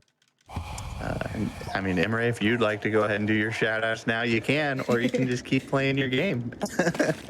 Yeah, I mean, I have a second. You can find me on twitch.tv/Imre. I'm also on Twitter at ImreQuaza. Yeah, I have a Pokemon name. Most people don't realize Imre is a Pokemon name until they see my Twitter handle. But yeah, funny that you're working on a game. It's so cool seeing so many speedrunners get into game dev. Corpame and I are also working on a game. We're working on a Metroidvania that focuses on this corrupted bird monster. She's a cute little bird. And that's about all we got so far. We're very early, but we decided like a year ago, like, hey, let's do this. But yeah, I actively speedrun Hollow Knight. I'm also running Metroid Dread. I have both of those games in Frame Fatales coming out, which I'm super excited about. So I'm going to be grinding this, Dread, and Pantheon of Hollow Nest for the next month. Good luck on your grinds. Also, good luck with game dev. Not easy. We make all kinds of jokes while we're speedrunning, but never ever bully the devs, please. Yeah. It's a miracle that they can get any of these things in reasonably functioning states. There is no such thing as a bugless game. It's just hope for something that doesn't ruin the experience. Yeah. It was really cool. Last night when I was practicing, the Yacht Club devs popped into my stream, and they were telling me about some of the things that they did while they were working on Spectre Knight. They did some speedrun friendliness passes over some of the areas. In fact, probably all of the game. But in general, yeah, they did speedrun friendliness passes, which is something like, that's really nice to consider. Speedrunners are like a 1% group of people who play the game. So that was really nice of them.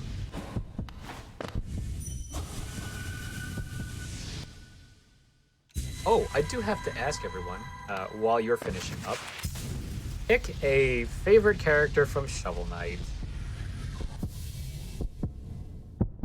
Every time I do a king run, this is how I like to celebrate. Plague Knight's the only correct answer. Oh wait, hold on. Is it any character or a playable Any character. It's not even the playable characters. It's literally any character. Definitely Anchor. The knight with the anchor. Is that Treasure Knight? Oh, what? Oh no. His bats were invisible. That isn't... What?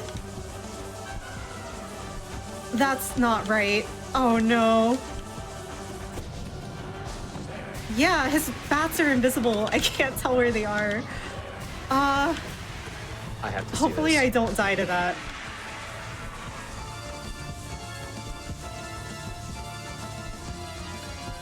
Oh! Good. Yike! Why is this game so cruel? Okay, so there's a running joke about me specifically running Hollow Knight. I cannot get through a run without one major glitch. And I was surprised that I made it through the run without a major glitch. Oh my goodness, his stagger is also invisible. Oh.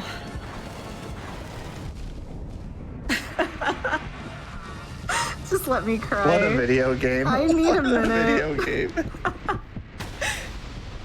Okay. You know what? Do I have like a spare like 30 seconds to a minute on top of finishing the final two bosses? Yeah. Okay, I may I'll as give well it to show ya. off a cool little glitch. There's like a weird storage thing that you can do whenever you're entering Black Egg Temples. So I'm gonna go ahead and take off all these charms. I'll put them back on. Wait, why did I have... Oh no, did I give myself bench storage? Okay, hold on. Give me 1 second. Alright, so we need Balder, we need Spore Shroom, and we need Un. And we need a little bit of Soul, which we have. Excellent.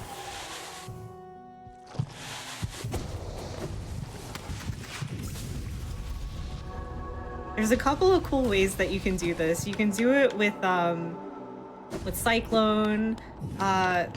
Cyclone gives you a Spinning Knight. Dash Lash gives you Dab Knight. If you C-dash through it, it gives you Superman Knight. But we're Snail Knight now. It goes away the second we enter the door, but that's a fun little thing that you can do.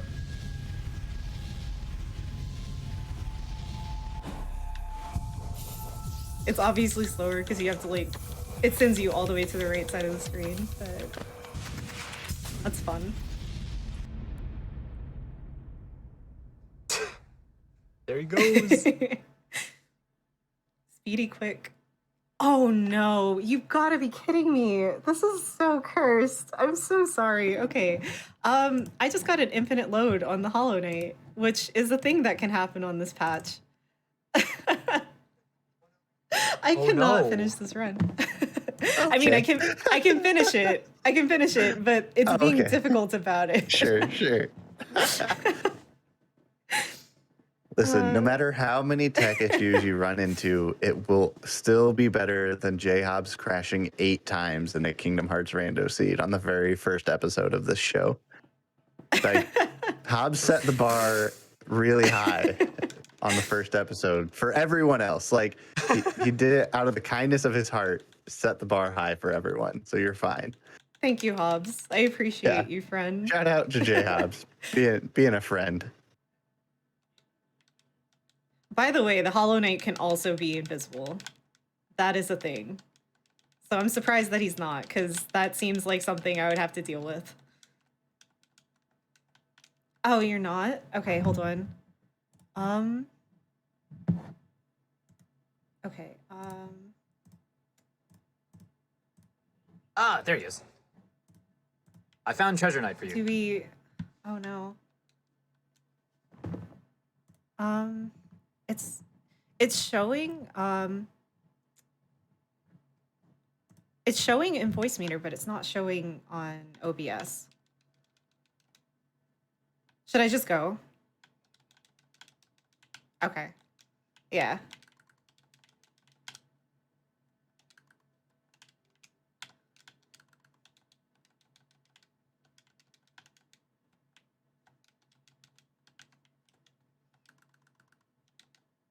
That's okay. The fights are really fast. See, one of the reasons that we fight Nightmare King Grim at all in this category is that these last 2 bosses are so fast that they're not even actually final bosses. Grim is the true final boss of 106%. Invisible bats and all. That was so cursed. So that extremely reminds me of this time where one of our speedrunners, Tolu, who was a Plague Knight speedrunner, on an earlier build of the game, this probably had to do with his graphics card. He got to the final boss that has destructible floors, and all of the floor was completely invisible. Oh my goodness. It was great. Yeah, that's powerful. That is my favorite clip ever. It's like a minute and a half of another speedrunner who was in the call just dying of laughter. While Tolu's going,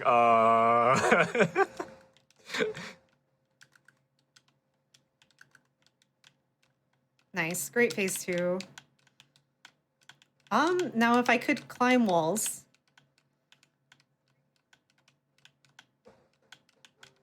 The other day, I had a major glitch happen where I lost my claw at Void Heart because that's like a weird thing that can happen. Like if you happen to be touching a wall when you transition there, you lose your claw.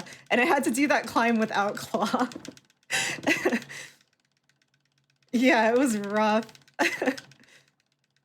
Oh, that's bad. So GG. Time for me is going to be on the black. I gotta say, whenever the screen is GG. fully black.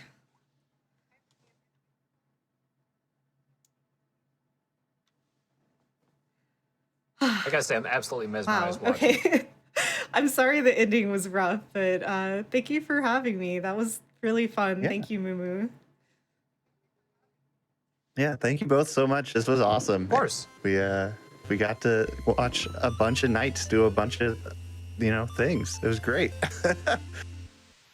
So again, thank you both so much for being here. Thank you viewers for being here.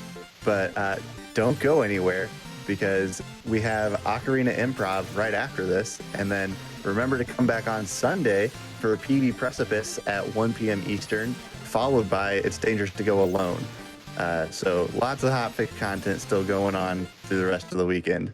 So we're done with What's Faster, but don't go anywhere because we'll be right back with Ocarina Improv.